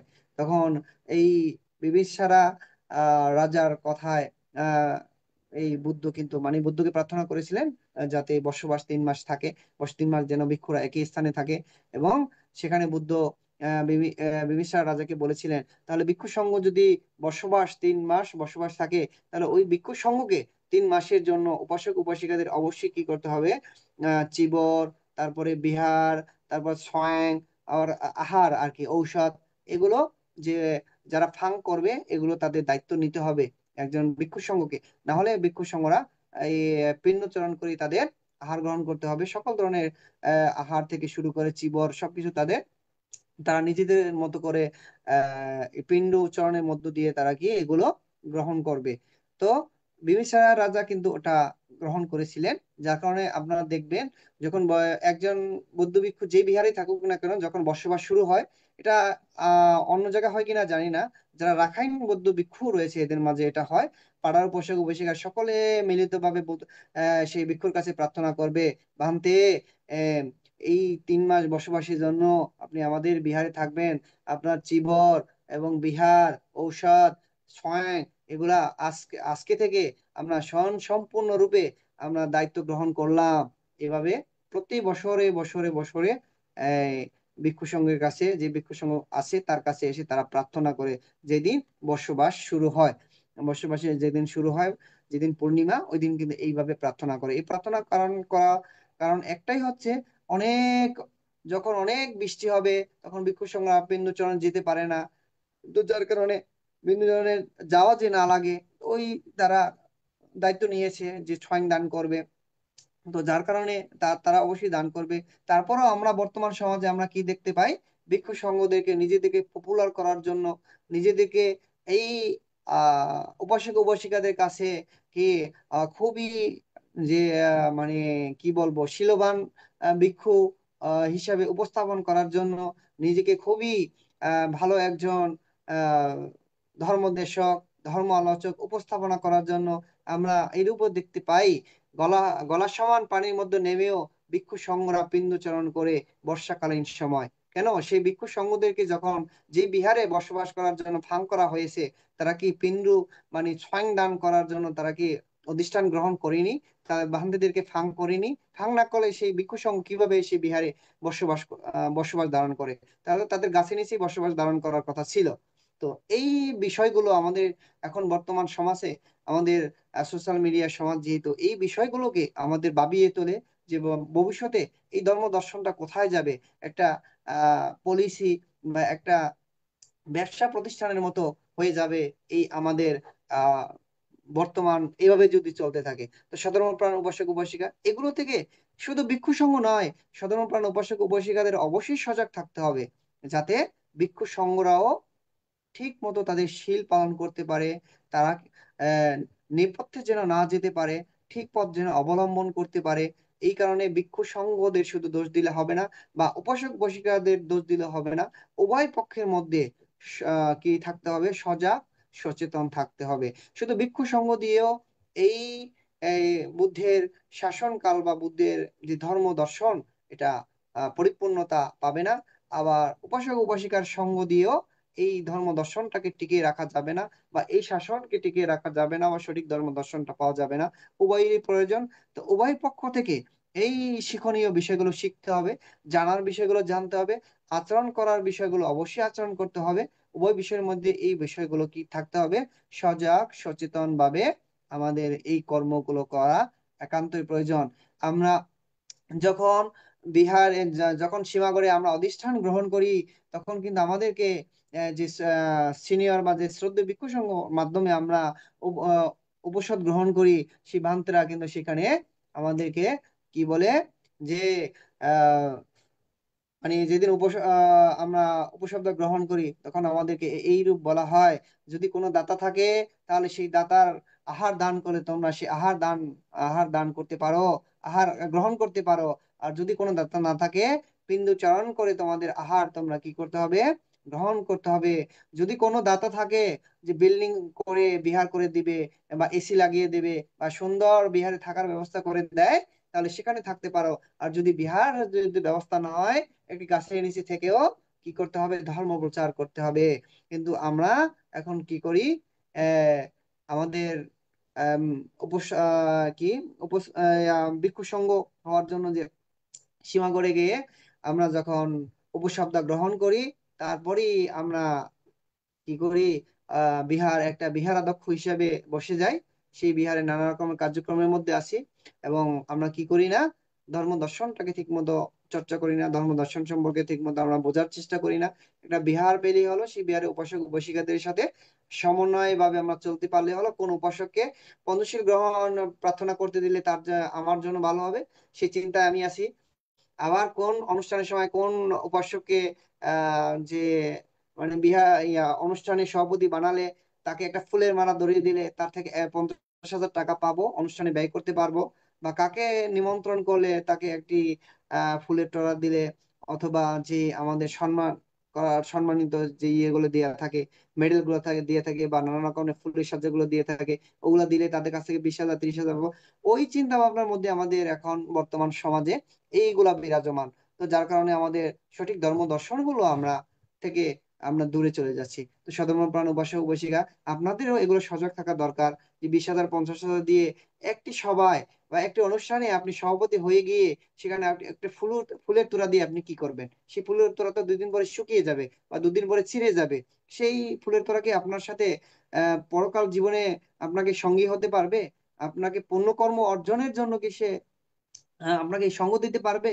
পারবে না তো। আপনি সেই অনুষ্ঠানে গেলেন, পঞ্চশীল গ্রহণ করলেন, এবং সেই শীলের যে পূর্ণ কর্ম, সেটা আপনার সাথে থাকবে, যাবে ছায়ার মতো। আহ, এবং যে আপনি ধর্ম দর্শন করলেন, সেখান থেকে যে ধর্ম দর্শন করে আপনি যে শিক্ষাটা অর্জন করতে পারলেন, সেই শিক্ষাই আপনার কাজে লাগবে বা কাজে আসবে। যতই আপনাকে স্বর্ণের অলংকার দিয়ে মালা বানিয়ে দিক না কেন, সেটা কোনো কাজে আসবে না। তো এই শিক্ষাগুলো আমাদের জানা দরকার, এগুলো আমাদের বোঝা দরকার। শুধু আমরা আহ মানুষের মাঝে দেখানোর জন্য কি করি না, আমরা এই শিক্ষাগুলো অর্জন করি না। নিজেকে দর্শন করার জন্য আমরা এই বৌদ্ধ ধর্ম দর্শনটাকে আমরা গ্রহণ করেছি বা জানি বা আমরা শিখতেছি বা আচরণ করি, এইরূপ আমাদের চিন্তা করতে হবে। তো সাধারণ প্রাণ উপাসক উপাসিকা, এই বিষয়গুলো আমাদের সকলের সজাগ দৃষ্টিতে আমাদের দেখতে হবে, জানতে হবে। তো আমাদের উপাসক উপাসিকা দ্বারা এমন হয়ে গেছে যে ভান্তে তাকে খুব ভালো পায়, যে ভান্তে কথা বিহারে গেলে ভান্তেরা চা বানিয়ে খাওয়ায়, যে বিহারে গেলে ভান্তেরা ওই নানা রকমের বিস্কিট মিস্কিট দেয়, আর যে বিহারে গেলে ভান্তেরা তাদেরকে খুব আদর যত্ন করে, সেই ভান্তেরাই ভালো। বান্ধবীদের কাজ তো এটা নয়। একটা আমাদের তো একটা নিয়ম বা একটা সিস্টেম আছে। বুদ্ধ ধর্ম দর্শনে যারা বৌদ্ধ ভিক্ষু, এরা কি করে বিহারের মধ্যে প্রবেশ করলো, বৌদ্ধ ভিক্ষু বসে আছে, সেটাকে বুদ্ধকে বন্দনা করবে, বুদ্ধকে বন্দনা করার পরে ভিক্ষুকে বন্দনা করবে, যতক্ষণ না সেই উপাসক ভান্তে আপনি কেমন আছেন এইরূপ প্রশ্ন না করবে, জিজ্ঞাসা না করবে, ততক্ষণ কিন্তু একজন ভিক্ষু সেই উপাসক উপাসিকাকে জিজ্ঞাসা করতে পারে না যে উপাসক তুমি কোথা থেকে আসছো, কেমন আছো। আর এইরূপ যদি আমি বসে থাকি এখন বর্তমান সময়ে, যে একজন আমাদের আহ উপস্থাপক উপাসক প্রবীণ সিংহ আমার কুয়াকাটা শ্রীমঙ্গল বৌদ্ধ বিহারে আসলো, আমি চেয়ারে বসে আছি, বৌদ্ধকে বন্দনা করলো, তাকে দেখার পরও আমি যদি জিজ্ঞাসা না করি উপাসক আপনি কেমন আছেন, উনি জিজ্ঞাসা করার আগে যদি আমি জিজ্ঞাসা না করি, তাহলে ও পোশাক আমাকে ভাববে ভাবতে খুব মানে দেমাক তার ভিতরে, বা তার আমাকে দেখেও না দেখার ভান করতেছে, বান্তের অনেক অহংকার, এইরূপ চিন্তা করবে। এইরূপ চিন্তা করার কোনো কিছু নেই। যে ব্যক্তি বৌদ্ধ ধর্মের দর্শনটা যদি করে থাকে, তাহলে তিনি অবশ্যই জানবে ভিক্ষু সঙ্গের সাথে তার কিভাবে আচরণ করতে হবে, ভিক্ষু সঙ্গের সাথে কিভাবে তার ওঠা বসা বা কথা বলতে হবে, এটা তার অবশ্যই জানা থাকবে। তো প্রত্যেকটা সাধারণ প্রাণ উপাসক উপাসিকাদের এই বিষয়গুলো জানা দরকার। এখন আমরা কোনো বিহারে গেলে ভান্তেরা এরূপ যদি থাকে, তাহলে হ্যাঁ ভান্তে ভালো না, আমাদের সাথে কিরকম ভালো একটা বিহেভ করেনি, ভান্তে আমাদের দেখেও না দেখার ভান করে আসে। আসলে এই বিষয়গুলো না, ভান্তেদেরকে আগে জিজ্ঞাসা করতে হবে, এরপর ভান্তেরা উত্তর দিবে। যতক্ষণ না ভান্তেদেরকে জিজ্ঞাসা করবে না, ততক্ষণ উত্তর দিতে পারে না। এই বিষয়গুলো আমরা যখন উপশব্দ গ্রহণ করি, তখন কিন্তু আমাদের সীমা করে এই শিক্ষাগুলো আমাদেরকে দিয়ে থাকে। কিন্তু সেই শিক্ষাগুলো যদি আমরা নিজেরা না রাখি, নিজেকে দর্শন করার জন্য, ধর্ম দর্শন করার জন্য, সধর্ম প্রাণ উপাসক উপাসিকাদের জানানোর জন্য যদি আমরা আগ্রহী না থাকি, তারা কিভাবে জানবে, কিভাবে বুঝবে। আবার অনেক সময় আমরা এরূপে দেখি, সাধারণ প্রাণ উপাসক উপাসিকারা গাড়ির উপর থেকে বানতে হাঁটতেছে, উপাসক উপাসিকারা গাড়ির উপর থেকে যাইতেছে, ভান থেকে দেখে বলতেছে ভানতে কেমন আছেন, এইভাবে জিজ্ঞাসা করলো, ভান্তেরা কিন্তু উত্তর দেওয়ার কোনো সুযোগ নাই বা নিয়ম নেই, বা এটা বুদ্ধ ধর্ম দর্শন অনুযায়ী কি উত্তর দেওয়া যাবে না, যতক্ষণ না বিনয়ের সাথে ভিক্ষু ভিক্ষু সঙ্গের সামনে এসে দুহাত দুহাত তার জড়িয়ে বন্দনা করে, বা বন্দনা না করেও দুই হাত প্রসারিত করে এভাবে জিজ্ঞাসা না করে যে ভান্তে আপনি কেমন আছেন, ভান্তে আপনি কোথা থেকে আসছেন, এইরূপ জিজ্ঞাসা না করা পর্যন্ত একজন ভিক্ষু সঙ্গ পাশ থেকে গাড়ি যেতেছে, তাকে ভান্তে কেমন আছেন জিজ্ঞাসা করার পিছনে ফিরিয়ে ভালো আছি উপাসক আপনি কেমন আছেন, এইরূপ কথা বলা যায় না। এই শিক্ষাগুলো আমাদের জানতে হবে, এই বিষয়গুলো আমাদের ভিক্ষু সংঘেরও জানতে হবে, এবং উপাসক উপাসিকাদের মধ্যেও এই শিক্ষাগুলো আমাদের জানতে হবে। তো এই শিক্ষাগুলো যখন আমরা জানবো, তখন আমরা সঠিক ধর্ম দর্শনটা আমরা পাবো। এই ধর্ম দর্শন পাওয়া এতটা সহজ নয়, ধর্ম সম্পর্কে জানা এতটা সহজ নয়। আমরা এখন আহ বৌদ্ধ ভিক্ষু হয়েছি এখন 12 বর্ষা, মানে এক যুগ হয়ে গেছে। এখনো বলতে গেলে আমরা বুদ্ধ ধর্ম দর্শনে সরে ও সরেয়ার মধ্যে আছি, শহীদের গায়ে পর্যন্ত যেতে পারি না, এইটুকু। তো সাধারণ প্রাণ উপাসক উপাসিকা, তো যার কারণে আমি এই কথাগুলো আজকে কেন বলতেছি, এই কয়েকদিনের মধ্যে প্রবারণা উৎসবকে কেন্দ্র করে নানা আয়োজন করা হয়েছে, নানা উৎসবের নানা উৎসবের মধ্যে, নানা মিডিয়ার মধ্যে অনেকে অনেক কথা বলেছে। এই মিডিয়াগুলো আমরা এখন নেটওয়ার্ক এর যুগ, দেখতে পাই। তো সেখানে আমার লজ্জা লাগে, সাধারণ প্রাণ উপাসক উপাসিকারা যখন বলে প্রবারণা উৎসবে কেন আসছেন আপনারা, বলে আমরা মানুষ দেখার জন্য আসছি, পানসি উঠানোর জন্য আসছি, প্রতি বছর আমরা উঠাই, প্রতি বছর আমরা এটা পানসি উঠিয়ে আনন্দ পাই। তাহলে কেন উঠাচ্ছেন আপনার পানসটা, কি উদ্দেশ্য করে? ওই পানসে উঠাচ্ছে আমরা সকলের মঙ্গল কামনার জন্য, সকল প্রাণীর মঙ্গল কামনার জন্য। পানস উঠিয়ে কি সকল প্রাণীর মঙ্গল কামনা করলে সকল প্রাণীর মঙ্গল কামনা হয়ে যাবে? আমরা তো একটা উদ্দেশ্য নিয়ে এই মানুষটা আমরা উঠিয়ে থাকি, বা একটা উদ্দেশ্য নিয়ে এই প্রবারণা উৎসব আমরা উদযাপন করতেছি। বিহারে সবাই মিলে কি আমরা নাচ গান দেখার জন্য গেছি? বিহারে সবাই মিলে কি আমরা ওই পানসে উড়ানোর জন্য গিয়েছি বিহারে? শুধু আমরা তো বিহারের সবাই একত্রিত হয়েছি নিমন্ত্রণ করার জন্য, আহ্বান করার জন্য, মিনতি করার জন্য, অনুরোধ করার জন্য, নিষেধ করার জন্য। সমাপ্তির দিনে আমরা একে অপরের কাছে আহ্বান জানিয়ে মিনতি করে অনুরোধ করে আমাদের দোষ ত্রুটি ভুল ভ্রান্তিকে আমরা সেখানে পরিসমাপ্তি করে রেখে আসার জন্য আমরা সেখানে যাচ্ছি। এখন সেটা না, ভিক্ষু সঙ্গীদের আজকে বসবাস শেষ, ওইটাই পরিসমাপ্তি এরকম বলে থাকে। ভিক্ষু সঙ্গীদের যে বসবাস শেষ, সেটা কি পরিসমাপ্তি বলে না। কি কোনটাকে পরিসমাপ্তি বলে? আমাদের মধ্যে যে ভুল ভ্রান্তি থাকে, আমাদের মধ্যে দোষ ত্রুটি থাকে, সেগুলোকে একে অপরের সাথে আমরা আহ্বান জানিয়ে মিনতি করে অনুরোধ করে সেগুলোকে আমরা কি করে ত্যাগ করে আসি। হ্যাঁ, সেই ভুল ত্রুটিকে আমরা কি করে দিয়ে আসি, সমা আমরা সমাপ্তি করে আসি বা সমাধি করে আসি। এটাকে আমরা সমাপনী বলি বা সমাপ্তি বলে থাকি। কিন্তু সেটা তো না। বলে 3 মাস ভিক্ষু সংঘরা বসবাস ছিল, একই স্থানে একই বিহারে বসে তারা বসবাস করত, ওটা আজকে সমাপনী দিন। এই কারণে আমরা এই পানস উঠাই। এইভাবে যদি সাধারণ প্রাণ উপাসক উপাসিকারা বলে, নানা মিডিয়ার মধ্যে হাজার হাজার লাখে লাখে মানুষের চোখে দৃষ্টিতে যখন পড়ে, তখন তাহলে বৌদ্ধ ধর্ম দর্শনটা কোথায় গিয়ে দাঁড়ায়? সাধারণ প্রাণ উপাসক উপাসিকা একবার চিন্তা করে দেখেন। অন্য সম্প্রদায় যখন চিন্তা করে যে তারা তো পানসে উঠিয়ে আকাশে উঠিয়ে ওই নাচ গান করে, আনন্দ করে, এখান থেকে কি পুণ্য পাবে, এখান থেকে তারা কি লাভ করতে পারে, তার জীবনের জন্য কি মঙ্গল করবে, এরূপ চিন্তা করবে। তো পানস কেন উঠায় এটাও আমাদের জানতে হবে।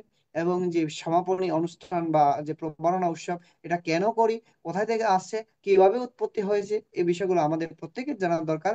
এবং প্রত্যেকের এই বিষয়গুলো জেনে জেনে নিজের ছেলে মেয়ে আত্মীয় স্বজন যারা পরিবার আছে তাদেরকে জানানো দরকার। এবং যখন মিডিয়ার সামনে আমরা কথাগুলো বলবো, সে কথাগুলো যেন আমরা সুন্দরভাবে গুছিয়ে বলতে পারি, যাতে আমার ধর্মের উপর বা আমার ধর্ম দর্শনের উপর চাপ সৃষ্টি না হয়, বা আমার ধর্ম দর্শনের উপর অন্য অন্য সম্প্রদায় বা অন্য অন্য যে ধর্মাবলম্বী আছে তারা যেন ভুল ভ্রান্তি বুঝতে না পারে। এই বিষয়গুলো আমাদের অবশ্যই অবশ্যই লক্ষ্য রাখতে হবে। কারণ ধর্ম দর্শনটা এখন শুধু ত্রিপিটকের মধ্যে আহ মানে সীমাবদ্ধ নয়। এখন সোশ্যাল মিডিয়ার মধ্যে এই ধর্ম দর্শনটা চলে এসেছে। অতি সহজে আমরা এই দর্শনগুলো অতি সহজে আমরা পেয়ে যাই, এবং যা কিছু করি না কেন অতি সহজে সেগুলো আহ একে অপরের কাছে স্থানান্তর করার এখন এই সোশ্যাল মিডিয়ার মধ্য দিয়ে হয়ে থাকে। তো সাধারণ প্রাণ উপাসক উপাসিকা যারা আপনারা এই আজ প্রবারণা উৎসবে অংশগ্রহণ করেছেন, সব সময় সে বিহারে সকলে আমন্ত্রণ নিমন্ত্রণ করে, আহ্বান জানিয়ে, মিনতি করে, অনুরোধ করে, নিষেধ করে সব ধরনের ভুল ভ্রান্তি আপনার ত্যাগ করে আসবেন, এবং সেগুলোকে কি করে আসবেন, সমাপ্তি করে আসবেন। এবং যখন সে বিহার থেকে আপনি বাড়িতে ফিরে আসবেন, তখন আপনার মধ্যে যেন কোনো ভুল ভ্রান্তি বা অকুশল অকুশল চিন্তা বা অকুশল ভাবনা এগুলো যেন আর বিরাজমান না থাকে, সে শিক্ষা অবশ্যই অর্জন করতে হবে। কিন্তু আমরা কি করি না, সেগুলো চিন্তা করি না। বিহার থেকে যখন বাড়িতে ফিরে আসি, তখন আমরা বলি যে অমুক বান্তে ধর্ম দেশনা করছিল, কি বলছিল, এই কিছুক্ষণ বলে বলে শেষ করে দিই, অমুক ধর্ম দর্শন খুব ভালো হয়েছে। এবং কতটুকু ভালো হয়েছে সেটা তো আহ মানে ধর্ম দর্শন মানে শুনি শুনি শ্রবণ করি ভালো, এটা তো বলা যায় না।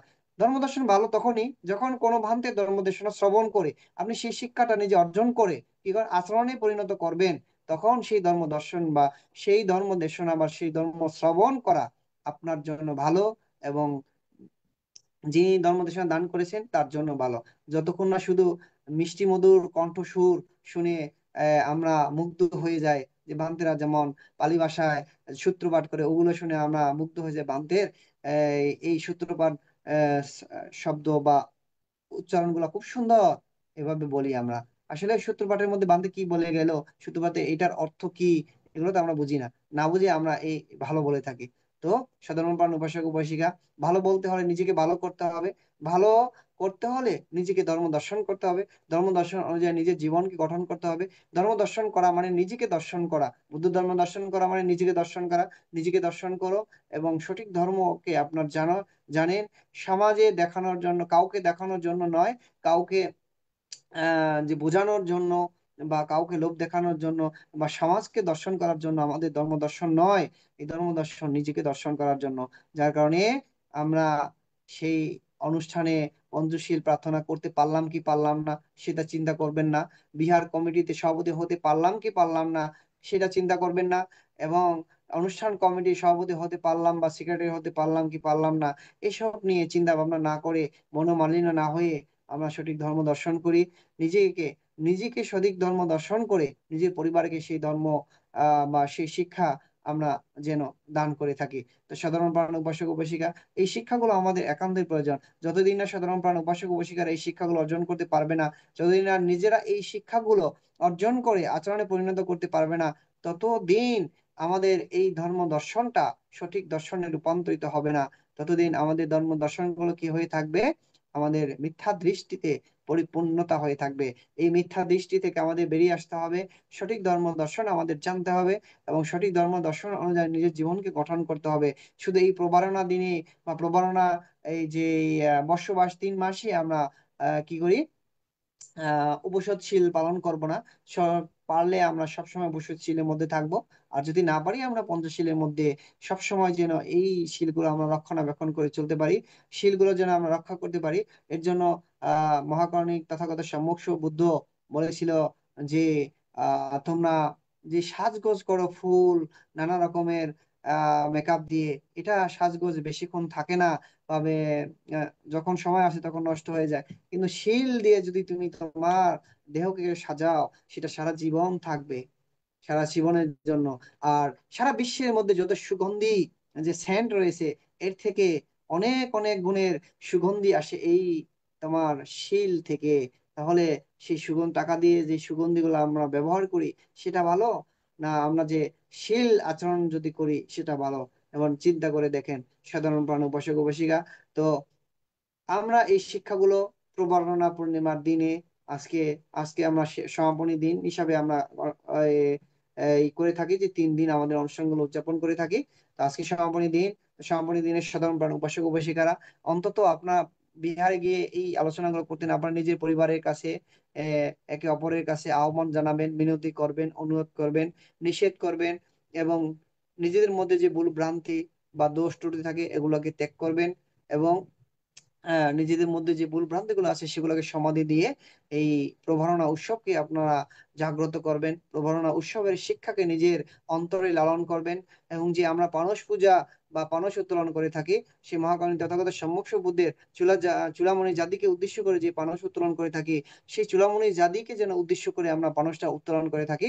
এবং আপনারা মনে মনে বলবেন বা বাক্য উচ্চারণ করে বলবেন, বুদ্ধের সেই চূড়ামণি জাতিকে উদ্দেশ্য করে আমরা এই পানস বা প্রদীপ আমরা আহ ছাড়তেছি বা উড়তেছি, বা আমরা পূজা করতেছি, এইরূপ বলে বলে সকলে সাধু ধ্বনি দিয়ে সেই পানস পূজাগুলো আপনারা করবেন বা পানস উত্তোলন করবেন। কিন্তু এখন আমরা সেটা করি না, বিশাল বক্স বাজিয়ে হিন্দি গান বাজিয়ে নানা রকমের গান বাজিয়ে আমরা কি করি, সেখানে উল্লাস করি, হই হুল্লো করে ছেলেমেয়েরা মিলে মিলে। এটা সঠিক ধর্ম দর্শন নয়, এটা আহ এই এক প্রকারে অকুশল কর্মই বলা যায় বা অধর্ম দর্শনই বলা যায়।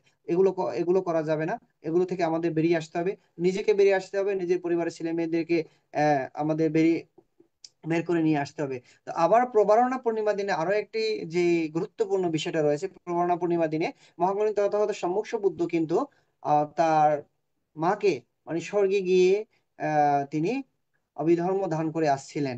তো যেদিন মহাগণিত তথাগত সম্মুখ বুদ্ধ এই সেই স্বর্গ থেকে যখন এই পৃথিবীতে আসেন, তখন কিন্তু আহ এই পৃথিবীর মধ্যে যে সব যে যেমন 4 আপায়া রয়েছে, 4 আপায়া ভূমি রয়েছে, মানব ভূমি রয়েছে, দেবভূমি রয়েছে, এগুলোকে তিনি কি করলেন, তার দিব্য শক্তি দিয়ে তিনি সব দেখার সুযোগ করে দিয়েছেন।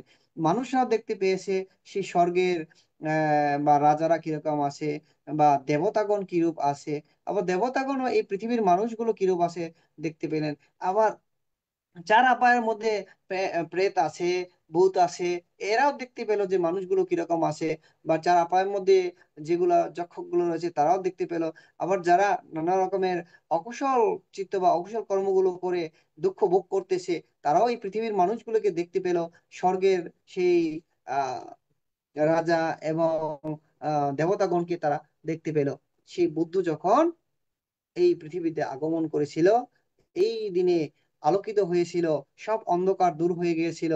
আর যতক্ষণ মহাকালীন তথাগত সম্মুখ বুদ্ধ পৃথিবীতে আরোহণ করেছিলেন সাক্ষ্য নগরে, ততক্ষণ পর্যন্ত যারা নানা রকমের দুঃখ বেদিতে জর্জরিত, নানা রকমের অকুশল কর্ম করে তারা শাস্তি ভোগ করতেছে। তারা কিন্তু সেই শাস্তি থেকে ততক্ষণ পর্যন্ত তারা বিরত ছিল, তখন কিন্তু তারা সকলে মহাকরণী তথাগত মোক্ষ বুদ্ধকে স্মরণ করে ফুল দিয়ে বা প্রদীপ জ্বালিয়ে পূজা করেছিল।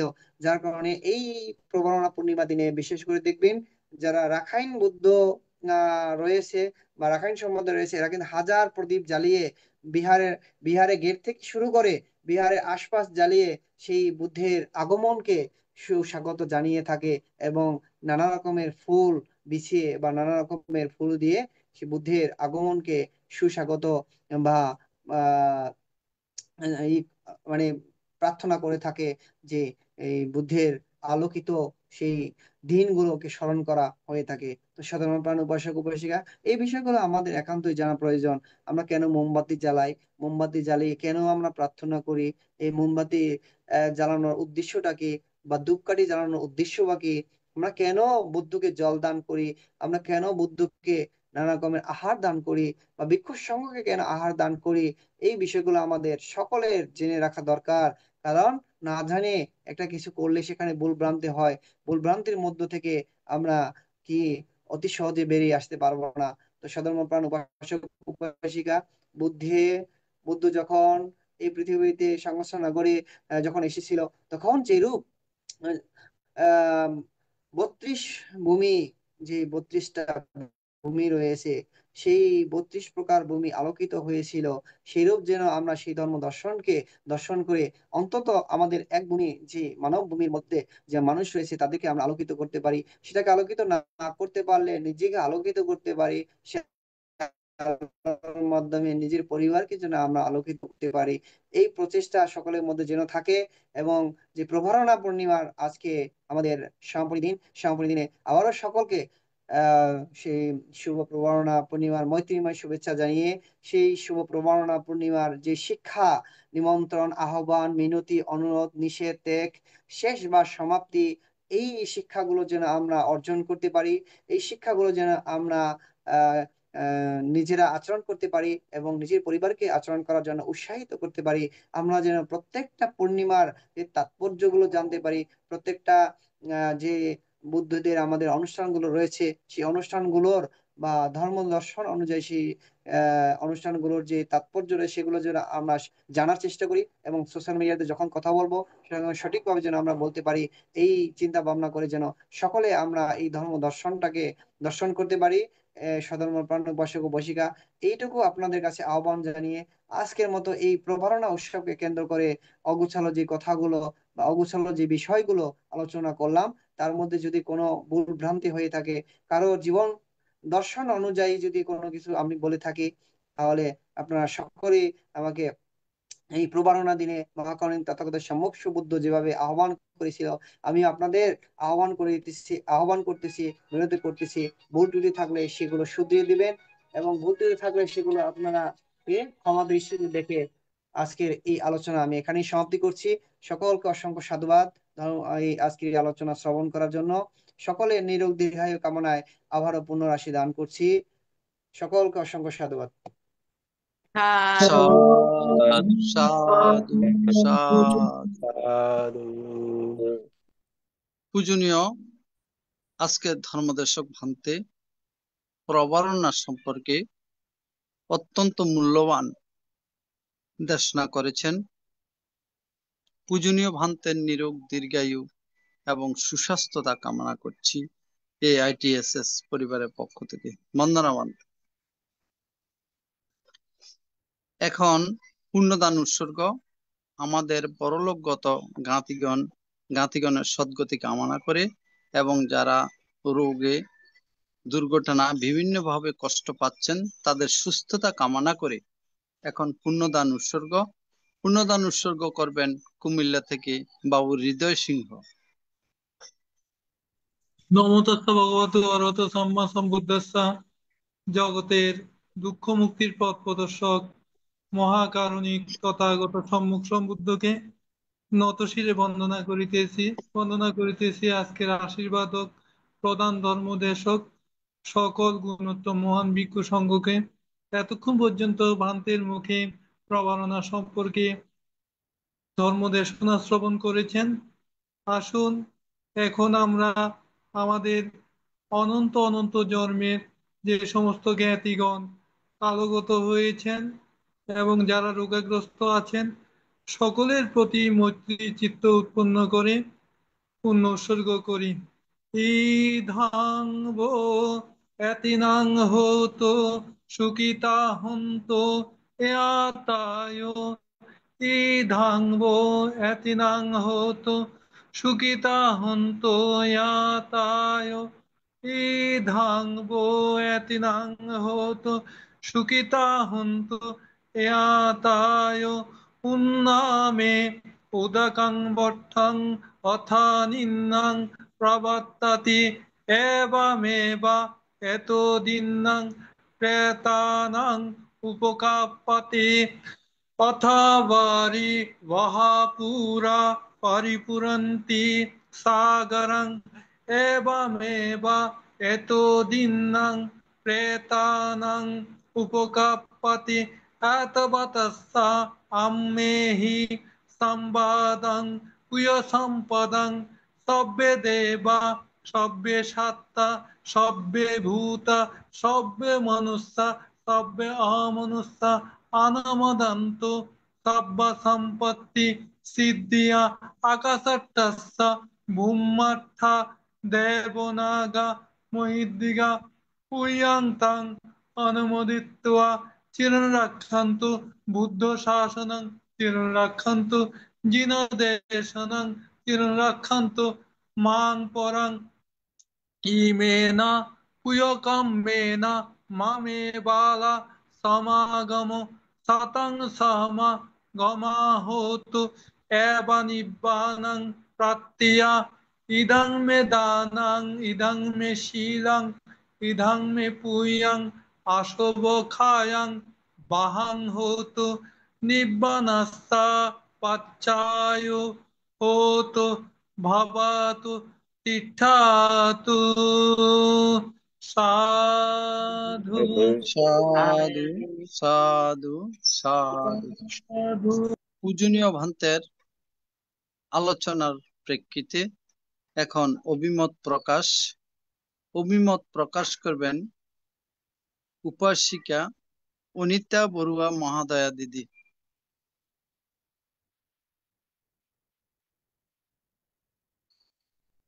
নমস্কার দাদা।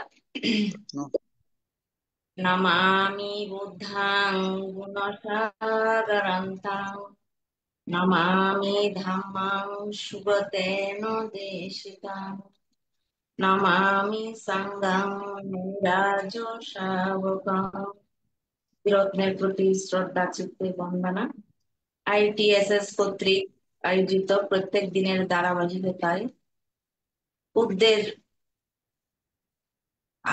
বুদ্ধের শিক্ষায় আলোকিত হব এই প্রত্যয়ে আজকে আয়োজিত অনুষ্ঠানের মাননীয় প্রধান সভাপতি বড়ভান থেকে বন্দনা এবং আজকে প্রধান ধর্ম আলোচক শ্রদ্ধেয় ভান থেকে বন্দনা এবং বন্দনা করতেছি শ্রমণ সংঘকে।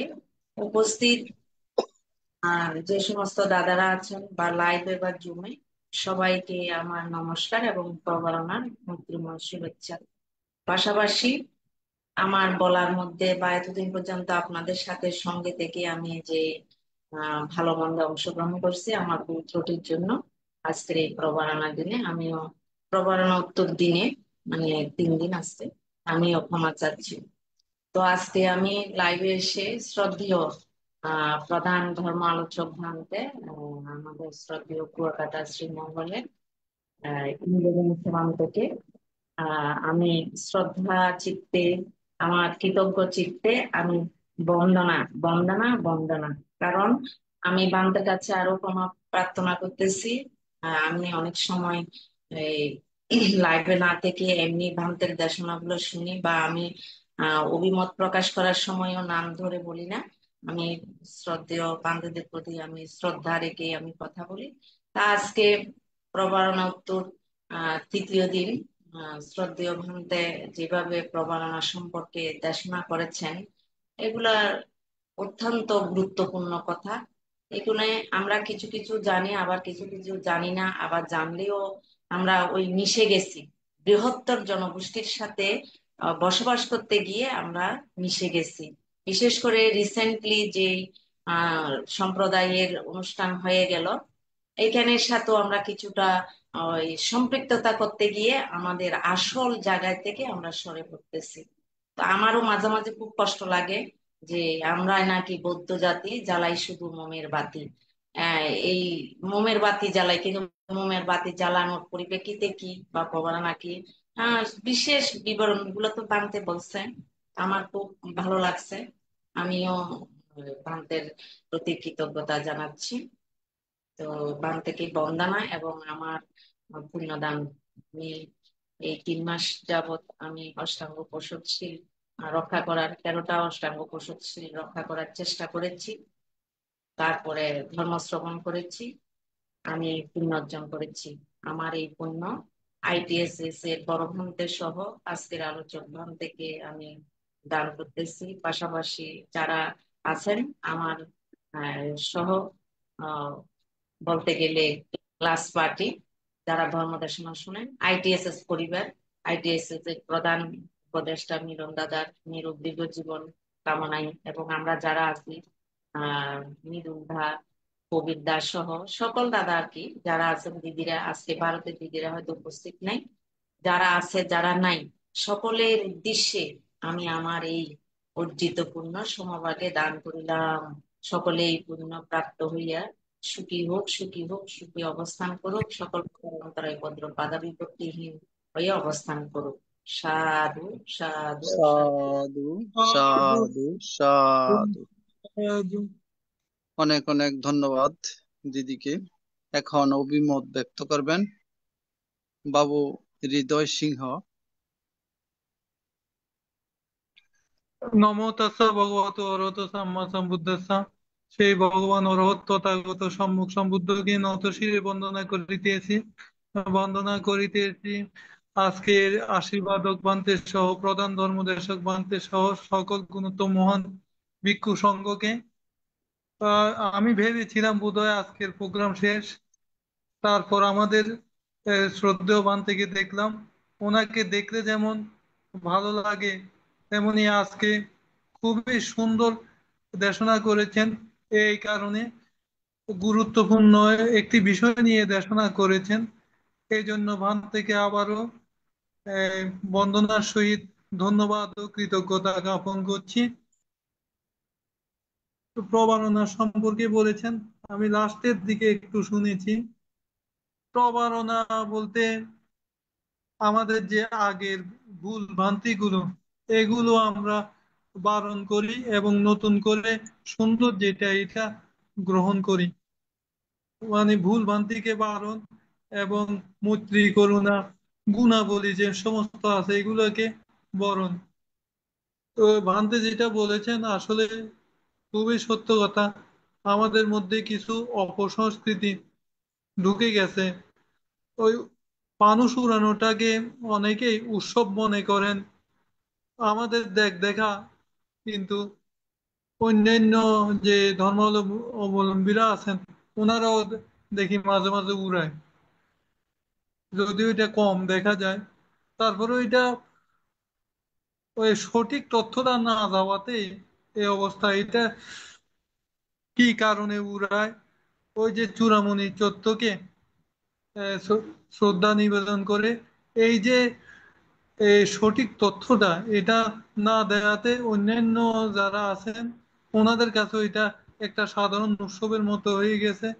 আর ভান্তে যেটা বললেন এটাও ঠিক, আমাদের মধ্যে এখন যদিও বছরে একবারে একটা আনন্দ অনুষ্ঠান কঠিন চিবর বা প্রবারণা, তবুও দেখি যে ওই ডিজে গান লাগিয়ে বিভিন্ন কিছু লাগিয়ে নাচানাচি যেটা করেন, হয়তো এটা সাময়িকভাবে আমাদের চোখে আনন্দ মনে হয়, কিন্তু ধর্মীয় দৃষ্টিকোণ থেকে তো এটা ঠিক নয়।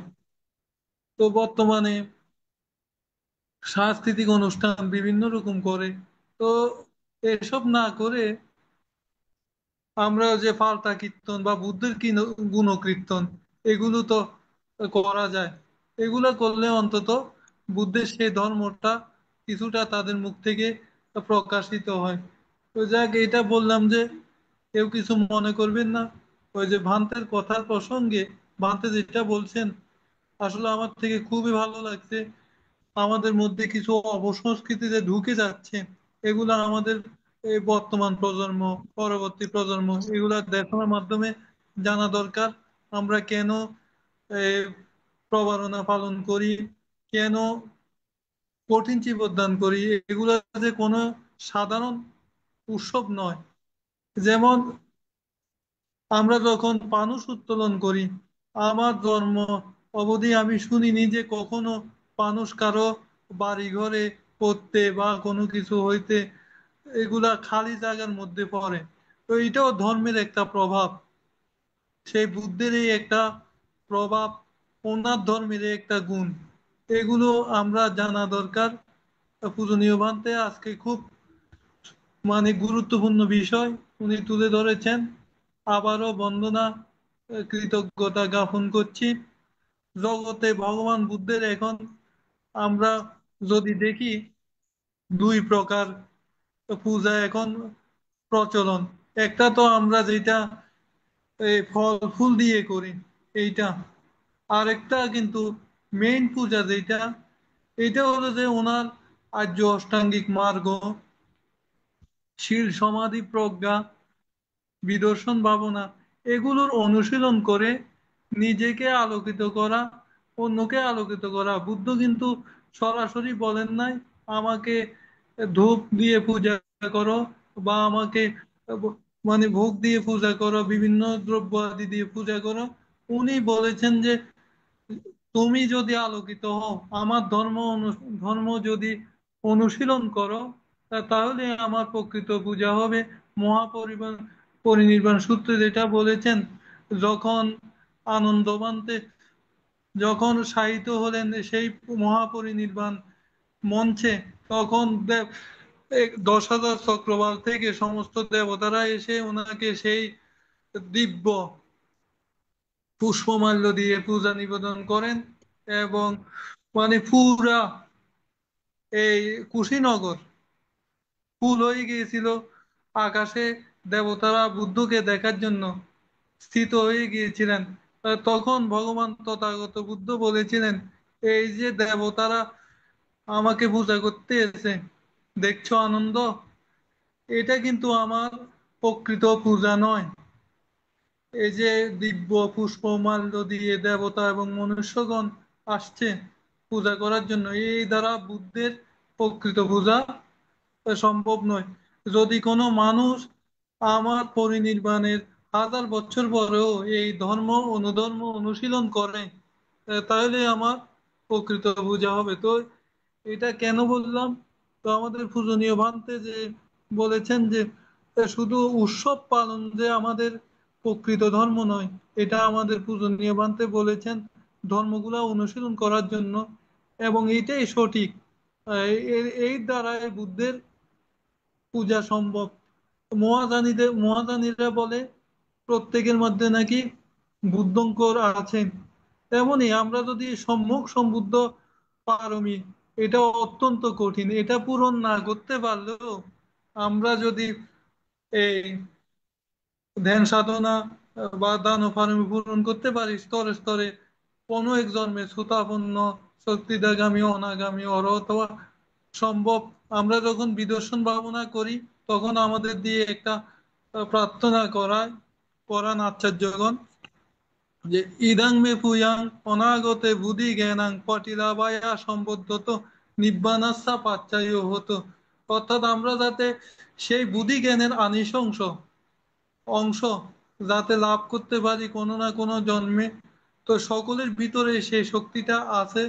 আমরা যাতে এই শক্তিটাকে জাগাতে পারি, বুদ্ধের সেই ধর্মকে অনুশীলন করতে পারি, এই কামনা প্রার্থনা রাখছি। পরিশেষে আবারও পূজনীয় ভান্তেদের বন্দনা এবং আমার বড় যারা আছেন ওনাদেরকে প্রণাম জানাচ্ছি। সকলে ভালো থাকুন, সুখে থাকুন এবং আমাদের যে কঠিন চিবদান উৎসব আসছে, সকলেই অংশগ্রহণ করে নিজেদের জীবনকে ধন্য করুন।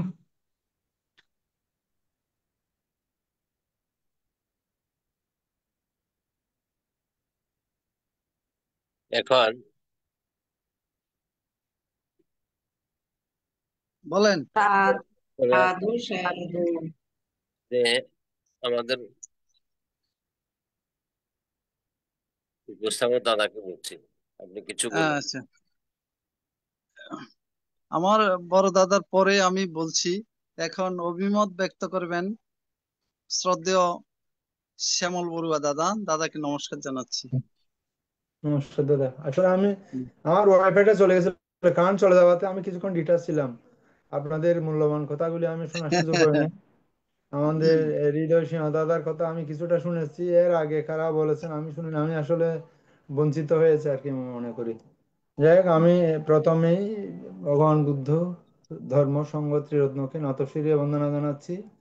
বন্দনা জানাচ্ছি আমাদের আইটিএসএস পেজের আশীর্বাদক মহামান্য ভারতের ষষ্ঠ সংঘরাজ পূজনীয় মন্ত্রের চরণে বন্দনা জানাচ্ছি। আজকের প্রধান ধর্ম আলোচক এবং আইটিএসএস পেজের প্রধান উপদেষ্টা এবং সমন্বয়ক পূজনীয় ভান্তের চরণে, এবং জুমে লাইভে যে সমস্ত ভিক্ষু সংঘ শ্রমণ সংঘ আছেন তাদের সবার প্রতি আমি নতশিরে বন্দনা জানাচ্ছি, শ্রদ্ধা কৃতজ্ঞতা জানাচ্ছি। আমাদের আইটিএসএস পেজের প্রতিষ্ঠাতা পরিচালক শ্রদ্ধা মিলন বড়ুয়া দাদা, প্রধান উপদেষ্টা আমাদের উপদেষ্টা শ্রদ্ধেয় মৃদুল কান্তি সিংহ দাদা, এবং সঞ্চালন বিষয়ক উপদেষ্টা শ্রদ্ধেয় প্রবীর সিংহ দাদা সহ যে সকল সদ্ধর্ম প্রাণ উপাসক উপাসিকা দাদা দিদিরা আছেন, সবাইকে আমি নমস্কার এবং আমার অনুযোগের আমি মৈত্রীময় শুভেচ্ছা জানাচ্ছি।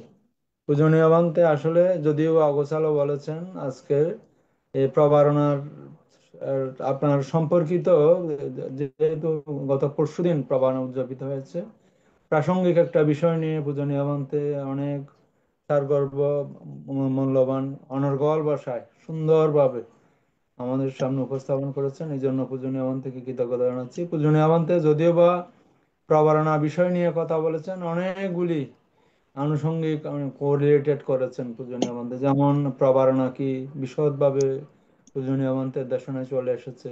আমি যদি এভাবে বলতে চাই, প্রবারণার গুরুত্ব তাৎপর্যগুলি পূজনীয় মন্ত্রে দেশনা করেছেন। প্রবারণা নিয়ে ভগবান বুদ্ধের বিনয়, এই বিষয়টা পূজনীয় মন্ত্রে সুন্দরভাবে উপস্থাপন করেছেন। তারপর প্রবারণার সাথে সম্পর্কিত যে ফানুস উত্তোলনের আজকালকার অপসংস্কৃতি, যে ক্ষতিকর দিক, এগুলি নিয়ে পূজনীয় মন্ত্র আলোকপাত করেছেন। বিহারের ভাব গাম্ভীর্য আপনার রক্ষায় ভিক্ষুদের করণীয় অকরণীয়, আমাদের দায়কদের ভূমিকা, এগুলি নিয়েও পূজনীয় মন্ত্রে মূল্যবান আসলে এগুলো কথাগুলি বলেছেন। এই ধর্ম দেশনা আমরা বিভিন্ন জায়গায় যখন ধর্ম দেশনা শুনতে যাই, আমাদের গুরুত্বটা কোন দিকে দেওয়া উচিত, শুধু বাচনভঙ্গির প্রনাউন্সিয়েশন আপনার অনর্বশী বক্তা হলে যে মূল্যবান বক্তৃতা দেশনা নয়, এটা পূজনীয় মন্ত্রে আমাদের সামনে উপস্থাপন করেছেন। গৃহীদের করণীয় অকরণীয়, আপনার আসলে এই জিনিসগুলি অত্যন্ত স্পর্শকাতর বিষয় বর্তমান সময়ে। আপনার বিহারে ভিক্ষুদের সাথে আপনার আমাদের দায়ক সঙ্গের অনেকে গিয়ে পূজনীয় বান্তুদেরকে গৃহীদের আপনার এই ফেরালাল মনে করে আর কি অনেকটা। এটা আমাদের এগুলি আমাদের ভুল ভ্রান্তিগুলি, এগুলি আসলে আমাদের পূজনীয় বান্তের দেশনার মাধ্যমে এগুলো আমার অবগত হওয়ার সুযোগ হয়েছে। পূজনীয় বান্তের দেশনায় রাখাইন সম্প্রদায়ের সংস্কৃতি সম্পর্কে আমরা একটু জানতে পেরেছি। এরপর আপনার বুদ্ধের শিক্ষার বিভিন্ন ধর্ম দর্শনের বিভিন্ন দিক পূজনীয় বান্তে আলোচনা করেছেন। এরপর ভগবান বুদ্ধের আপনার প্রাত্যহিক গৃহ জীবনের গৃহীদের জন্য যেগুলি দেশনা করেছেন, এবং এগুলি কোনো বায়বীয় কোনো বিষয় নয়, অতি প্রাকৃত কোনো বিষয় নয়। আপনার পূজনীয় মন্ত্রের দেশনার মধ্যে এই জিনিসগুলি চলে আসলে, যদিও বা প্রবারণা নিয়ে পূজনীয় মন্ত্রে দেশনা করেছেন, অনেকগুলি বিষয় আমাদের জানার সুযোগ হয়েছে। এই জন্য পূজনীয় মন্ত্রের প্রতি কৃতজ্ঞতা জানাই। আসলে আসলে আমাদের এই প্রবারণা পূর্ণিমাটা এই এমন একটা পর্যায়ে চলে গেছে, আমি এই কয়েকজন ভান্তের দেশনা লেখালেখি আপনার আজকাল সামাজিক যোগাযোগ মাধ্যমে এগুলি আপনার লেখা আসছে, এগুলি জানার সুযোগ হয়েছে। আমি পূজনীয় ভান্তের এগুলি বান্তের দেশনা শুনেছি। বান্তে অনেকগুলি দিক আজকের দেশনা তুলে ধরেছেন। আমরা গত পরশুদিন এই বনবিহারে প্রবারণা পূর্ণিমা উদযাপিত হয়েছে। ওখানে তো আপনার হাজার হাজার মানুষ হয়, বেশ কয়েক হাজার মানুষ হয়, কমপক্ষে ধরেন 5-7 হাজার তো মানুষ হবেই। আপনার ওখানে এই আপনার দুইটা সারিতে ভাগ করা হয় আর কি। এই মাঠটাকে আপনার দুই ভাগে ভাগ করা হয়। প্রথমে আপনার এই পূজনীয় মধ্যে এইগুলি ভিক্ষুদের ব্যাপারে বলেছেন। আমাদের এখানে দায়কদের দিয়ে যেগুলি করানো হয়েছে, উপাসক উপাসিকা যারা এক পাশে বসেন তারা অর্ধেক দাঁড়াবে আর কি, আর অর্ধেক বসে থাকবে। আর অর্ধেক দাঁড়িয়ে আপনার এগুলি নাকি আমাদের পূজনীয় বনমান্তের এইভাবে এগুলি উনি কালচারটা সৃষ্টি করে দিয়ে গেছেন। তখন সবাই একজনে পাঠ করবে ওই মাইকের মধ্যে, আর বাকি উপাসক ওই অর্ধেক, যদি 5,000 হয় ধরেন 2,500-এর মতো এক পাশে যারা বসছে মাঠের এক পাশে, তারা সবাই আপনার এই 2 হাত দাঁড়িয়ে 2 হাত এইভাবে করে এগুলি এই উচ্চারণ করবে আর কি। উচ্চারণের মেন কথাগুলি হচ্ছে আপনার এই এই আমার বর্ষাবাদ যাপনকালীন সময়ে যদি আমার সম্পর্কে কোনো দোষ বা কোনো অপরাধ যদি আপনারা দেখিয়া থাকেন, শুনিয়া থাকেন বা অনুমান করিয়া থাকেন, আমি পূজনীয় ভিক্ষু সংঘের সমীপে এগুলি প্রকাশ করছি, আমাকে ক্ষমা করুন। তখন বাকি অর্ধেক যারা বসেছিল তারা সবাই হাত তুলে সাধু সাধু বলবে। এটার পর যারা প্রথমে দাঁড়িয়েছিল তারা বসে যায়, এরপর যারা বসেছিল তারা দাঁড়াবে, তারা ওইভাবে আবার বলবে, এবং পূর্বোক্ত যারা দাঁড়িয়ে বলেছিলেন তারা আবার সাধু সাধু সাধুবাদ দেবেন আর কি, এইভাবে ইয়া করবে। আসলে এই পূজনীয় বনমন্তে বলেছিলেন আপনার নাকি আপনার এই এই সমস্ত আসলে তো প্রবারণাটা হচ্ছে আত্মশুদ্ধিতার মাস। পূজনীয় মন্ত্রে বলেছেন ওই যে আহ্বানের কথা বলেছেন, আসলে এটার সাথে আর কি আত্মশুদ্ধিতার মাস। আমরা এই নিজের অপরাধ গলত এগুলি স্বীকার করে না, পূজনীয় মন্ত্রী এই কথাগুলি বলেছেন। এগুলি গৃহীদের দ্বারাও এখানে এই রাঙ্গামাটি রাজবনিমের এগুলি ইয়া করা হয় আর কি। আসলে অনেকগুলি দিক, প্রবারণার দিক আপনার এই এই 3 মাসের বর্ষাব্রতের পর আমাদের এখন পূর্ণময় একটা মাস, কঠিন চিবদানের মাস চলছে। সারা বৌদ্ধ জনপদের মধ্যে একটা আসলে আপনার ধর্মীয় আবহাওয়া সৃষ্টি হয়েছে এখন। আপনার এই আমি কয়েকটা বিষয় নিয়ে একটু আমার কাছেও বেশ খটকা মনে হয়েছে আর কি, এই পূজনীয় ভান্তের একটু দৃষ্টি আকর্ষণ করছি। আমি কয়েকজন মহাপণ্ডিত ভান্তে ওনাদের কথায় এইভাবে বলেছেন আর কি আপনার, আমার নিজের কাছে আমার কাছে এটা নতুনত্ব মনে হয়েছে আর কি। আপনার যারা ভক্তিবাদী তারা নাকি স্বর্গকে বিশ্বাস করতেছেন, যারা যুক্তিবাদী তারা নাকি স্বর্গের অস্তিত্ব নিয়ে এখন সন্দিহান। এই আমি বুদ্ধি অন্বেষণ নামে একটা পেজ আছে, এই পেজের মধ্যে আমাদের পণ্ডিত প্রভাত শ্রদ্ধেয় এই পূজনীয় প্রজ্ঞাবংশ মহাস্তবীর উনি একটা পেজে ছিলেন আর কি দাদারা। আমি ওখানে এই আলোচনার মধ্যে পূজনীয় আমাদের এই পণ্ডিত প্রজ্ঞাবংশ মানতে উনি ইনডাইরেক্টলি কিন্তু আপনারা স্বীকার করেছেন, অর্থাৎ স্বর্গ বলতে কিছু নেই, এগুলি মানসিক অবস্থা। এইভাবে অনেক কথাবার্তা হয়েছে এটার উপর। আমি এরপর আমাদের ডক্টর বড়সম্মতি পান্ত ওনার লেখায় উনি কিন্তু সন্দিহান প্রকাশ করেছেন স্বর্গের অস্তিত্ব নিয়ে আর কি। আমি কতটুকু কি আমার ক্ষুদ্র জ্ঞানে আমি জানি না, এগুলো মানসিক অবস্থা হিসাবে একতা। তাইলে আপনার যদি স্বর্গের অস্তিত্ব যদি প্রশ্নবিদ্ধ হয়, তাহলে আপনার চূড়ামণি চৈত্য বুদ্ধের কেশধাতু আপনার ওই যে অনমা নদীর তীরে যখন সংসার জীবন ত্যাগ করছিলেন, চুল কেটে যখন এগুলি উপরে ছেড়ে দিয়েছিলেন, এগুলির স্বর্গের দেবতারা নিয়ে তাওয়াতিংশ স্বর্গের চূড়ামণি জাতি তৈরি করে ওখানে পূজা করতেছেন, এগুলি তো আসলে প্রশ্নবিদ্ধ হয়ে যায়। কিন্তু আমরা আমি পূজনীয় মান্তের দেশানুগুলি থেকে আমার খটকাগুলি আমি পূজনীয় মান্তের কাছে এগুলি প্রকাশ করছি আর কি। তাইলে আসলে এই অনেক মান্ত এভাবে দেশনা করেন। আমি একজন এই পূজনীয় মান্তের ডক্টর শিলাসার মহাস্তবীর শিলাসার শাস্ত্রী, উনি চিটাগাং ইউনিভার্সিটির ফালি প্রফেসর ছিলেন আর কি। ওনার একটা দেশনায় আমি শুনেছিলাম আপনার এই অর্থাৎ স্বর্গ নরক তো এখানে অনেক সময় আছে কি নাই আমরা এটা জানি না, কিন্তু স্বর্গ নরক এখানে প্রতিভাত হয়। উনি এই ডক্টর শিলা শাস্ত্রী পূজনীয় ভন্ত উনি উনি এখন নাই, এই আমাদের মধ্য থেকে উনি প্রয়াণ হয়েছেন। অর্থাৎ উনি যেভাবে দেশনা করেছেন আমার যেটা মনে আছে, অর্থাৎ স্বর্গ নরক এখানেই কিন্তু আপনার অনেকটা অনুধাবন করা যায় আর কি। একজন আপনার বাইরে প্রচন্ড গরমের মধ্যে বসে আছে, যে আপনার এই কর্মচারী, চতুর্থ শ্রেণী কর্মচারী, আর যে বস সে আপনার রুমের ভিতরে এসি রুমের মধ্যে বসে আছে। এই আপনার সে কলিং বেল টিপার সাথে সাথে যে বাইরে ঘামে টামে জড়িত সে আপনার দৌড়ে গিয়ে আপনার কলিং বেলের অপেক্ষায় থাকে সারাক্ষণ। তাহলে স্বর্গনরক এখানেই তো হচ্ছে। স্বর্গনরক বাইরে তো আপনার এখানে কোনো আপনার ভৌগোলিক অবস্থান তো না, এখানেই কি স্বর্গনরক কিন্তু প্রতিহত হয়ে যাচ্ছে। আমরা আছে কি নাই এটা আমাদের ক্ষুদ্র জ্ঞান আমি জানি না। এই কথাগুলি আমার কাছেও আমার বিবেককে তাড়িত করেছে আর কি, অর্থাৎ এই জিনিসগুলো আমি এই জন্য বলছি। যাই হোক, এই আসলে পূজনীয় বন্ধু দেশনাগুলো অত্যন্ত গুরুত্বপূর্ণ দেশনা করেছেন। এখন আপনার আগের মতো আপনার সেই ফানুসবাতি উত্তোলন এগুলি আসলে অনেকটা এই মদ পান করে বিভিন্ন দুর্গাপূজা কালী পূজা যেভাবে নাচানাচি করে নৃত্যগীত পরিবেশন করে আপনার সংস্কৃতির নামে অপসংস্কৃতি এগুলি এখন বর্জনের সময় এসে গেছে আর কি। আগে আপনার শুনেছেন মনে হয় দাদা, এই গত পরশুদিন ডিসিএল এ আপনার এই আমাদের শ্রদ্ধেয়া উনিতা দিদিরা হয়তো জানেন, আমরা তো রাঙামাটিতে ফেসবুকে বেশ ভাইরাল হয়েছে আর কি। এই ফানুস উত্তোলন করতে গিয়ে এই আপনার কারেন্টের তার, ওয়াইফাই তার, আপনার ডিশের লাইনের তার তো এখন তো মাকড়সা জালের মতো সিটির মধ্যে, এগুলো আগুন ধরে গেছিল আর কি। আপনাদের এখন যোগাযোগ মাধ্যমে এটা প্রচার করা হয়েছে, এগুলো নাকি অগ্নি নির্বাপন করা হয়েছে আর কি।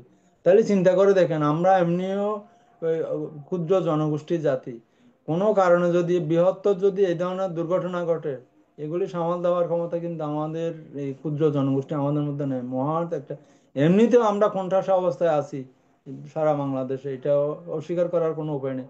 এখন যদি এই ফানুস উত্তোলনের নামে, ধর্মীয় সংস্কৃতির নামে যে অপসংস্কৃতির মাধ্যমে যদি এই সমস্ত দুর্ঘটনাগুলি ঘটে, এগুলির আপনার জবাবদিহি করার বা ইয়া করার কোনো উপায় নেই আর কি। আমাদের একদম মরণ দশার মতো হবে আর কি। এগুলি এখন এই অনেক পূজনীয় প্রাজ্ঞবিক্ষ সংগ্রহ বলেন আপনার, যদিও সংস্কৃতি হিসাবে আছে, প্রবারণাকে অনেকে আপনার শীল সংযমের দিন, প্রবারণা পুণ্য একটা মহৎ দিন, আমাদের আত্মশুদ্ধিতার দিন, সংযমের সময়, কিন্তু এটা না করে এখন আপনার প্রবারণা বলতে এখন অনেকে ফানুস উত্তোলন এটাই মনে করে আর কি। এগুলি আমাদের আসলে কতটুকু আমাদের সময়ের সাথে আমাদের সাযুজ্য, এটাও চিন্তা করা দরকার এখন। যাই হোক, আমি কথা বাড়াচ্ছি না। পূজনীয় বন্তে আসলে এই প্রবারণা নিয়ে যে সমসাময়িক এই প্রসঙ্গটা নিয়ে অনেক সারগর্ভ আলোচনা করেছেন পূজনীয় বন্তের দেশনা, আমার খুবই ভালো লেগেছে। আমি নতশিরে পূজনীয় বন্তের চরণে বন্দনা জানাই, বন্দনা, এবং আপনাদের সবাইকে শ্রদ্ধা, নমস্কার। নমস্কার দাদা। নমস্কার। সাধু, সাধু, সাধু। দাদা আচ্ছা, সুন্দর কথা বলেছেন, দাদাকে আবারও নমস্কার জানাচ্ছি। পূজনীয় ভন্তের আলোচনার প্রেক্ষিতে আহ, আমি পূজনীয় ভন্তের কাছে জানতে চাচ্ছি, এই যে ভাত ভিক্ষা করে, ভাত ভিক্ষাটা আসলে কেন করে, আর বর্ষাবার্ষিক সময়ে কেন? এটার কি নির্দিষ্ট কোনো সময় আছে? বন্দনা বলতে বাদ ভিক্ষা বলতে পিণ্ডাচরণ মানে কি বিদ্যাচারী। বোঝাচ্ছে? আমি তো এটা বুঝি নাই। বাদ ভিক্ষা বলতে পিণ্ডাচরণ করে যে পিণ্ডচারণ যেটা করে, এটা তো যখন- আচ্ছা আচ্ছা, পিণ্ডাচরণ। পিণ্ডচারণের কথা বলা হয়। আচ্ছা আচ্ছা, পিণ্ডচারণ তো এটা তো বৌদ্ধ ভিক্ষুদের, এটা তো যদি কোনো দাতা না থাকে তাহলে পিণ্ডচরণ করে, মানে পিণ্ডচারণে গিয়ে যেটা দান পাওয়া যাবে সেটা গ্রহণ করতে হবে। তো যেদিন মানে শ্রমণ থেকে যেদিন ভিক্ষু হওয়ার জন্য সীমাগড়ে নিয়ে যায়, সেদিনই সেই সীমাগড়িতে অধিষ্ঠান করে আসে যে যিনি আর কি আহ ভিক্ষু হবে, উপশব্দ গ্রহণ করবে। তখন বড় মান্তেরা বলে, যদি তোমাকে তোমার যদি পূর্ণ কর্ম থাকে, তাহলে তুমি ভালো আহার করতে পারবা, তোমাকে আহার দাতা থাকবে, তোমাকে বিহার দান করার মতো উপাসক উপাসিকারা থাকবে। আর যদি তুমি সেই পুণ্য যদি তুমি অর্জন করে না থাকো, তাহলে তোমার একটি গাছের নিচে হলেও তুমি এই ধর্মটাকে প্রচার করার জন্য প্রস্তুতি নিতে হবে বা প্রস্তুত থাকতে হবে তোমার। এই তখন থেকে এই বিষয়গুলো এখানে অধিষ্ঠান করা হয় সীমাগড়ে বসে। যদি কোনো দাতা না থাকে, তাহলে পিণ্ডচারণ করে যেটা দান পাওয়া যায় সেটা গ্রহণ করতে হবে। আর কেউ যদি দান না করে, সেই পাত্রটা যে আমাদের অষ্টপরিক্রমণ যে পাত্র থাকে, ওই পাত্রতে করে মানে জল নিয়ে সেই পানি আর কি, সেই পানি খেয়ে থাকতে হবে। তারপরেও কি করতে পারবে না, নিজে পাক শাক করে বা নিজে রান্না করে নিজে কেনাকাটি করে এগুলো আহার করা যাবে না। আর তখন আরো এভাবেও বলা হয়েছে যে এই আহারটা করা হয় শুধু তোমার এই দেহটাকে সুন্দর করার জন্য নয়, তোমার দেহে বল বৃদ্ধি করানোর জন্য নয়, তোমার রূপ বাড়ানোর জন্য নয়, তোমার যৌবন বাড়ানোর জন্য নয়। এই আহার গ্রহণ করা, যে দাতারা আহার দান করবে, এই আহারটাকে তোমাদের এইরূপ চিন্তা করে বা ভাবনা করে গ্রহণ করতে হবে যে আমি ধর্ম প্রচারের জন্য আমার বেঁচে থাকার দরকার, ধর্ম প্রচার করার জন্য আমার পথ অবলম্বন করা দরকার, যার কারণে আমি এই আহারটা গ্রহণ করতেছি। এইরূপ চিন্তা করে আমাদের এই বেচারা ভিক্ষু সংঘ এই অধিষ্ঠানগুলো আমাদের সীমা করে বসে প্রার্থনা করতে হয়। আর এই সীমা যখন আমরা এগুলা লঙ্ঘন করে ফেলি, তা আপত্তি আমাদের দেশনা করতে হয়। তো যার কারণে তখন থেকে এই পিণ্ডচারণ শুধু বর্ষবরণের মধ্যে নয়, যদি কোনো দাতা না থাকে তাহলে গ্রামে গ্রামে গিয়ে পিণ্ডচারণ করতে হবে, ভিক্ষা করে খেতে হবে আর কি। আর যদি কোনো চিবর দাতাও না থাকে তাহলে কি করতে হবে, শ্মশানে বা রাস্তাঘাটে যে ফালানো এই কাপড় চোপড় আছে সেগুলোকে তুলে নিয়ে সুই সুতা দিয়ে ছোট ছোট হলে ছোট, বড় হলে বড় সেলাই করে সেগুলো সেলাই করে পরিধান করতে হবে। সেখানেও একটা শর্ত আছে। সেখানে বুদ্ধ বলেছেন যে আহ যখন জোড়াতালি হয়ে যাবে তখন নানান রং হয়ে যাবে, ওইরূপ রঙে পোশাক পরা মানে চিবর পরিধান করতে পারবে না। 4 রঙের কথা বলা হয়েছে। হয়তো লাল রং আপনার করে নিতে হবে, অথবা হলুদ রং, অথবা আপনার বেগুনি কালারের যে রংগুলো আছে, বেগুনি কালার মধ্যে যেগুলো পড়ে ওগুলো, আবার খয়েরি কালার, এই 4 কালার মধ্যে করে নিতে হবে। কিন্তু আমাদের বর্তমান সময়ের মধ্যে আমরা দেখতে পাই যারা আহ অধিষ্ঠান করে যে শ্মশানে আহ ভান্তেরা থাকে, রূপাঙ্গ ভান্তে হিসাবে যারা থাকে, এদেরকে অনেকেই দেখি যে নানা রকমের কাপড় জোড়াতালি দিয়ে তারা মানে এই চিবর হিসেবে ব্যবহার করে। কিন্তু বুদ্ধ ধর্ম দর্শনে এটা বলা হয় নাই। বুদ্ধ ধর্ম দর্শনে বলা হয়েছে যে আহ নানা রকমের পোশাক যদিও থাকে, রং বেরঙের থাকে, সেটাকে এক রং করে নিতে হবে। সেটা কিভাবে করতে হবে, গাছের ফল বা গাছের যে কষ গুলো থাকে ওগুলো দিয়ে ওটা এক রং করে নিতে হবে। এক রং না করে নিলে ওটা পরিধান করা যাবে না। এই কারণে পরিধান করা যাবে না, যেহেতু যারা গৃহী আছে এরা নানা রকমের রঙের পোশাক পরে, তো গৃহীদের মতো দেখতে। আবার অনেক যাদের মাথায় মানে কাজ করে না, পাগল, সোজা বাংলা বলে পাগল, তারাও নানা রকমের এই কাপড় চোপড় নিয়ে এসে সেটাকে পরিধান করে, তো তাদের মতো মানে সামঞ্জস্য হয়ে যায়। যার কারণে ভিক্ষু সংঘকে এই 4 কালার করে পরার জন্য বুদ্ধ কিন্তু নির্দেশ করেছিল। কিন্তু আমাদের ভিক্ষু সংঘরা যারা এখন বর্তমান বর্তমান কি বলবো, বর্তমান যুগের যে দূতাঙ্গ ভিক্ষু সংঘ রয়েছে, বা যারা ইসে থাকে, শ্মশানে থাকে, তারা কিন্তু এটা ফলো করে না। তারা কি করে, নানা রকমের রং এই তালি দিয়ে বা সেলাই করে সেটাকে পরিধান করে থাকে। এটা কি বৌদ্ধ ধর্ম দর্শনের মধ্যে এটা নেই। এক রঙের কথা বলা হয়েছে, এক রঙের কথা বলা হয়েছে, সেটা আমি মাত্র বললাম। যেমন পাগলেরা নানা রকমের পোশাক আশাক নিয়ে তারা ব্যবহার করে, তো তাদের মতো, তাদের সাথে সামঞ্জস্য দেখতে তাদের মতো যেন না হয়। আবার অনেকে যারা দরিদ্র গরিব রয়েছে তারা নানা রকমের চেরা পোশাক তুলে তারা সেলাই করে পড়তে পারে, তাদের সাথে যেন এক সামঞ্জস্য না হয়। ভিক্ষু সংঘকে দেখলে যে মানুষ চিনতে পারে বা শ্রদ্ধা আসে, বা তাদেরকে যেন বলতে পারে যেটা ভিক্ষু সংঘ, এই বিষয়টাকে উপস্থাপনা করার জন্য এই রংটা বিশ্লেষণ করা বা এই রং এর নির্দেশনা করা হয়েছে। তো আর পিণ্ডচরণ যেটা, সেটা শুধু বর্ষবরণের সময় নয়, এটা সব সময়, যাদের দাতা নাই, যে বিহারে দাতা থাকবে না বা সেখানে আপনার পিণ্ডচরণ করে খেতে হবে। বর্তমান সময়ে তো অনেকগুলো বিহার আছে বানতে নাই, আবার অনেক গ্রামের বিহার গুলোতে অনেক পাড়া মানে ঘর বাড়ি রয়েছে সাং দেওয়ার মতো, তারা পালাক্রমে সাং দান করে। আর বুদ্ধকালীন সময় তো অতগুলো ছিল না, হাজার হাজার লাখে লাখে বুদ্ধ ভিক্ষু ছিল। তো তারা কোথায় আহ বিহার পাবে? তাদেরকে কারা বিহার তৈরি করে? তারা তো গাছের নিচে বসে জঙ্গলে, জঙ্গলে বসে তারা ধ্যান করে জীবনযাপন করতো, বা তারা অরহত হয়েছেন ওইভাবে নানা রকমের ফল ফুল তারা খেয়ে বা আহার গ্রহণ করে তারা সেভাবে জীবনযাপন করে তারা ধর্ম প্রচার করেছিল অনেক কষ্ট করে। তো বর্তমান সময়ে আমরা যে ধর্ম প্রচার করতেছি, আমরা তো মনে করি বুদ্ধ ধর্ম দর্শন অনুযায়ী যদি আমরা দেখি আমরা অনেক ভালো আছি। কারণ বিহারে বসে থাকি, আহ যতই বৃষ্টি হোক আর বন্যা হোক, উপাসক উপাসিকারা সন্ধান করতে আসবেই। বিহারে আমাদের আপনার শ্মশানে গিয়ে সেরা সেরা টুকরা আমাদের গ্রহণ করতে হয় না, আলমারির মধ্যে ভরা থাকে চিবর এখন। কিন্তু বৌদ্ধ ধর্ম দর্শনে এই জিনিসটা নেই। শুধু বুদ্ধ বলেছেন 3টি চিবরকে গ্রহণ করার জন্য, যেটা আমরা গায়ের যে চিবরটা ব্যবহার করি এটা, আর যেটা বাংলা দোয়াজিক বলে মনে হয় সম্ভবত, যেটা আমরা নিচে যে চিবরটা বলে ওটা, আর দোয়াজিক একটা চিবর আছে যেটা পুষ্ট করে আর কি, 2 পাল্টা চিবর, যেটা উপশব্দ গ্রহণ করার জন্য প্রয়োজন। এই 3টি চিবরকে শুধু বৌদ্ধ ভিক্ষুরা গ্রহণ করতে পারবে, আর বাকিগুলোকে কিন্তু গ্রহণ করার কোনো সুযোগ দেয় নেই। কিন্তু বর্তমান সময় আমরা কি করি, আলমারি ভর্তি করে রাখি, আলমারি ভরে গেলে আরো রুম গুলো ভর্তি করে রাখি, চিবরের কোনো শেষ নেই। তো সেই হিসাবে যদি আমরা দেখি, আমরা এখন বর্তমান সময়ে আমাদের ধর্ম দর্শন অনুযায়ী যদি দেখি আমরা অনেক ভালো আছি, আমাদের অনেক সুব্যবস্থা করা হয়েছে, যেটা বুদ্ধকালীন সময় ভিক্ষু সংঘরা এই সুযোগগুলো পাইনি। এই সুযোগগুলো পেতে পেতে এখন আমরা আর কি আরো সুযোগ চাচ্ছি। তো এটাই আর কি। তো এই ভিক্ষু সংঘকে বর্ষাকালীন সময় যাতে হাঁটতে না হয়, গ্রামে বের হতে না হয়, পিণ্ডুচারণ করতে যেন না হয়, এই কারণেই কিন্তু এই বর্ষব্রত বা 3 মাস বর্ষাকালীন সময় একই স্থানে ধ্যান সাধনা করার জন্য এই নির্দেশনা করা হয়েছিল। সেখানে কিন্তু বিবিসার রাজা তিনি স্বয়ং, চিবর, বিহার এবং ঔষধ ভিক্ষুদের এই 4 প্রকারের দাতা হিসেবে কিন্তু তিনি সকল গ্রহণ করেছিলেন তিনি। এরপরে যখন এই নিয়মটা যখন চালু হয়ে গেল, তখন যেই পাড়ায় বা যে স্থানে ভিক্ষু সংঘ বসবাস গ্রহণ করবে, তখন কিন্তু ওই পাড়ার উপাসক সকলে মিলিতভাবে এইভাবে প্রার্থনা করে থাকে, ভান্তে আপনি আমাদের বিহারে যে এই বসবাস থাকার জন্য আমরা বিনীতভাবে বা নতশিরে বন্দনা জানিয়ে আমরা প্রার্থনা করতেছি।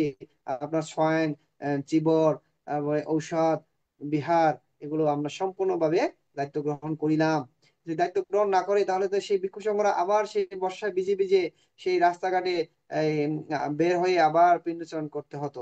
কিন্তু এই শিক্ষাটা আমরা নেই নাই বিধায় আমরা কি করি, আমরা মনে করি যে বর্ষাকালের যে 3 মাস বর্ষবরণ, এই সময়কালে মনে হয় বৃষ্টিতে ভিজে ভিজে গলা সমান পানিতে আমরা এই সাঁতরিয়ে মানে পিণ্ডচারণ করলে মানে উপাসক অনেক পুণ্য অর্জন করতে পারবে, আর ভিক্ষুর সঙ্গে অনেক পুণ্য অর্জন করতে পারবে। আর এইরূপ যারা করে তাদেরকে তারা খুব শীলবান ভিক্ষু মনে করে, তাদেরকে তারা অনেক পণ্ডিত মনে করে, এবং সেই উপাসক উপাসিকারা বান্ধে যা বলে তাই দান করে থাকে। এই রূপ সিস্টেম হয়ে গেছে আর কি। তো আমাদের ধর্মটা দর্শন দর্শনে নয়, এখন ব্যবসায় পরিণত হয়ে যাচ্ছে। এই দিকে আমাদের সাধারণ প্রাণ উপাসক উপাসীদের খেয়াল রাখতে হবে। কারণ এক পক্ষ দিয়ে কিন্তু এটা হয় না, উভয় পক্ষের মধ্যে যদি এই সমঝোতা না থাকে, তখন কিন্তু এই দর্শনটা সঠিক দর্শন পাওয়া যায় না। ধন্যবাদ উপাসককে। বুঝতে পারছেন? সাধু, সাধু, সাধু। পূজনীয় থেকে আবারও বন্দনা জানাচ্ছি। এখন অভিমত ব্যক্ত করবেন এবং সমাপনী বক্তব্য প্রদান করবেন ITSS পেজের প্রধান সহকারী উপদেষ্টা শ্রদ্ধেয় মৃদুল কান্তি সিংহ মহোদয় দাদার এই অভিমতের পরে আমাদের আজকের অনুষ্ঠানের সমাপ্তি ঘটবে। নমস্কার। ধর্ম বুদ্ধায়। জগতে বুদ্ধগণের উৎপত্তি সুখকর, জগতে বুদ্ধগণের উৎপত্তি অতি দুর্লভ। তিলক পূজ্য মানব মুক্তির কল্যাণকামী মহাকারণিক তথাগত সুন্দর সমুদ্র শরণ বন্দনা শ্রদ্ধা পূজা জ্ঞাপন করছি। শ্রদ্ধা বন্দনা পূজা জ্ঞাপন করছি ITSS এর আশীর্বাদ বড় ভান্তে, ITSS এর প্রধান উপদেষ্টা, আজকে প্রধান ধর্ম আলোচক ভান্তে, জুম লাইফে ইউটিউবে সংযুক্ত সকল সমান সঙ্গে শরণ বন্দনা শ্রদ্ধা পূজা জ্ঞাপন করছি। কৃতজ্ঞতা শ্রদ্ধা অভিনন্দন জ্ঞাপন করছি যে সকল দুর্লভ মানব জীবন লাভে সধর্মানুরাগী নিজেদের দানময়, শিলময়, ভাবনাময় পূর্ণ কুশল কর্মের মাধ্যমে বুদ্ধের 84,000 ধর্ম স্কন্ধে আলোয় আলোকিত হচ্ছেন এবং অন্যদেরকে আলোকিত করা সধর্ম প্রচার প্রচারণা করে উদ্বুদ্ধ করতেছেন। প্রত্যেকের প্রতি মৈত্রী শুভেচ্ছা অভিনন্দন জ্ঞাপন করছি। শ্রদ্ধা, কৃতজ্ঞতা, বন্দনা প্রত্যেককে প্রবরণার মৈত্রী শুভেচ্ছা অভিনন্দন জ্ঞাপন করছি। আজকে প্রধান ধর্ম আলোচক ভান্তে সুন্দরভাবে আলোচনা করেছেন। আমরা প্রত্যেকেই ধর্মজ্ঞানে জ্ঞানিত হয়ে বুদ্ধের 84,000 ধর্ম স্কন্ধের মাধ্যমে বিভিন্ন ভাবে দৃষ্টান্ত দিয়ে উপদেষ্টা ভান্তে আজকে আলোচনা করেছেন। আমি আবারও প্রত্যেকের প্রতি সশভাবে বন্দনা শ্রদ্ধা পূজা জ্ঞাপন করে এইভাবে যাতে আমরা দুর্লভ মানব জীবন লাভ করে বৌদ্ধ পরিবারে জন্মগ্রহণ করে বুদ্ধের মুখ নিঃসৃত বাণী সঙ্গের মাধ্যমে আমরা শুনে নিজেরাই বুদ্ধ জ্ঞানে জ্ঞানিত হয়ে নির্বাক সদৃশ বীজ বপন করতে পারি, এই পূর্ণ কুশল কর্মের মাধ্যমে অধিষ্ঠান করে আজকে আমাদের অনুষ্ঠান সমর্পণ করছি। শ্রদ্ধেয় ভান থেকে বন্দনা, সবাইকে নমস্কার, শুভরাত্রি প্রবারণার অভিনন্দন। পূজনীয় বন্ধে, বন্দনা বন্ধে। হ্যাঁ, সাধু সাধু সাধু, মঙ্গল হোক, সবাই ভালো থাকবেন, শুভরাত্রি। শুভরাত্রি বন্ধে।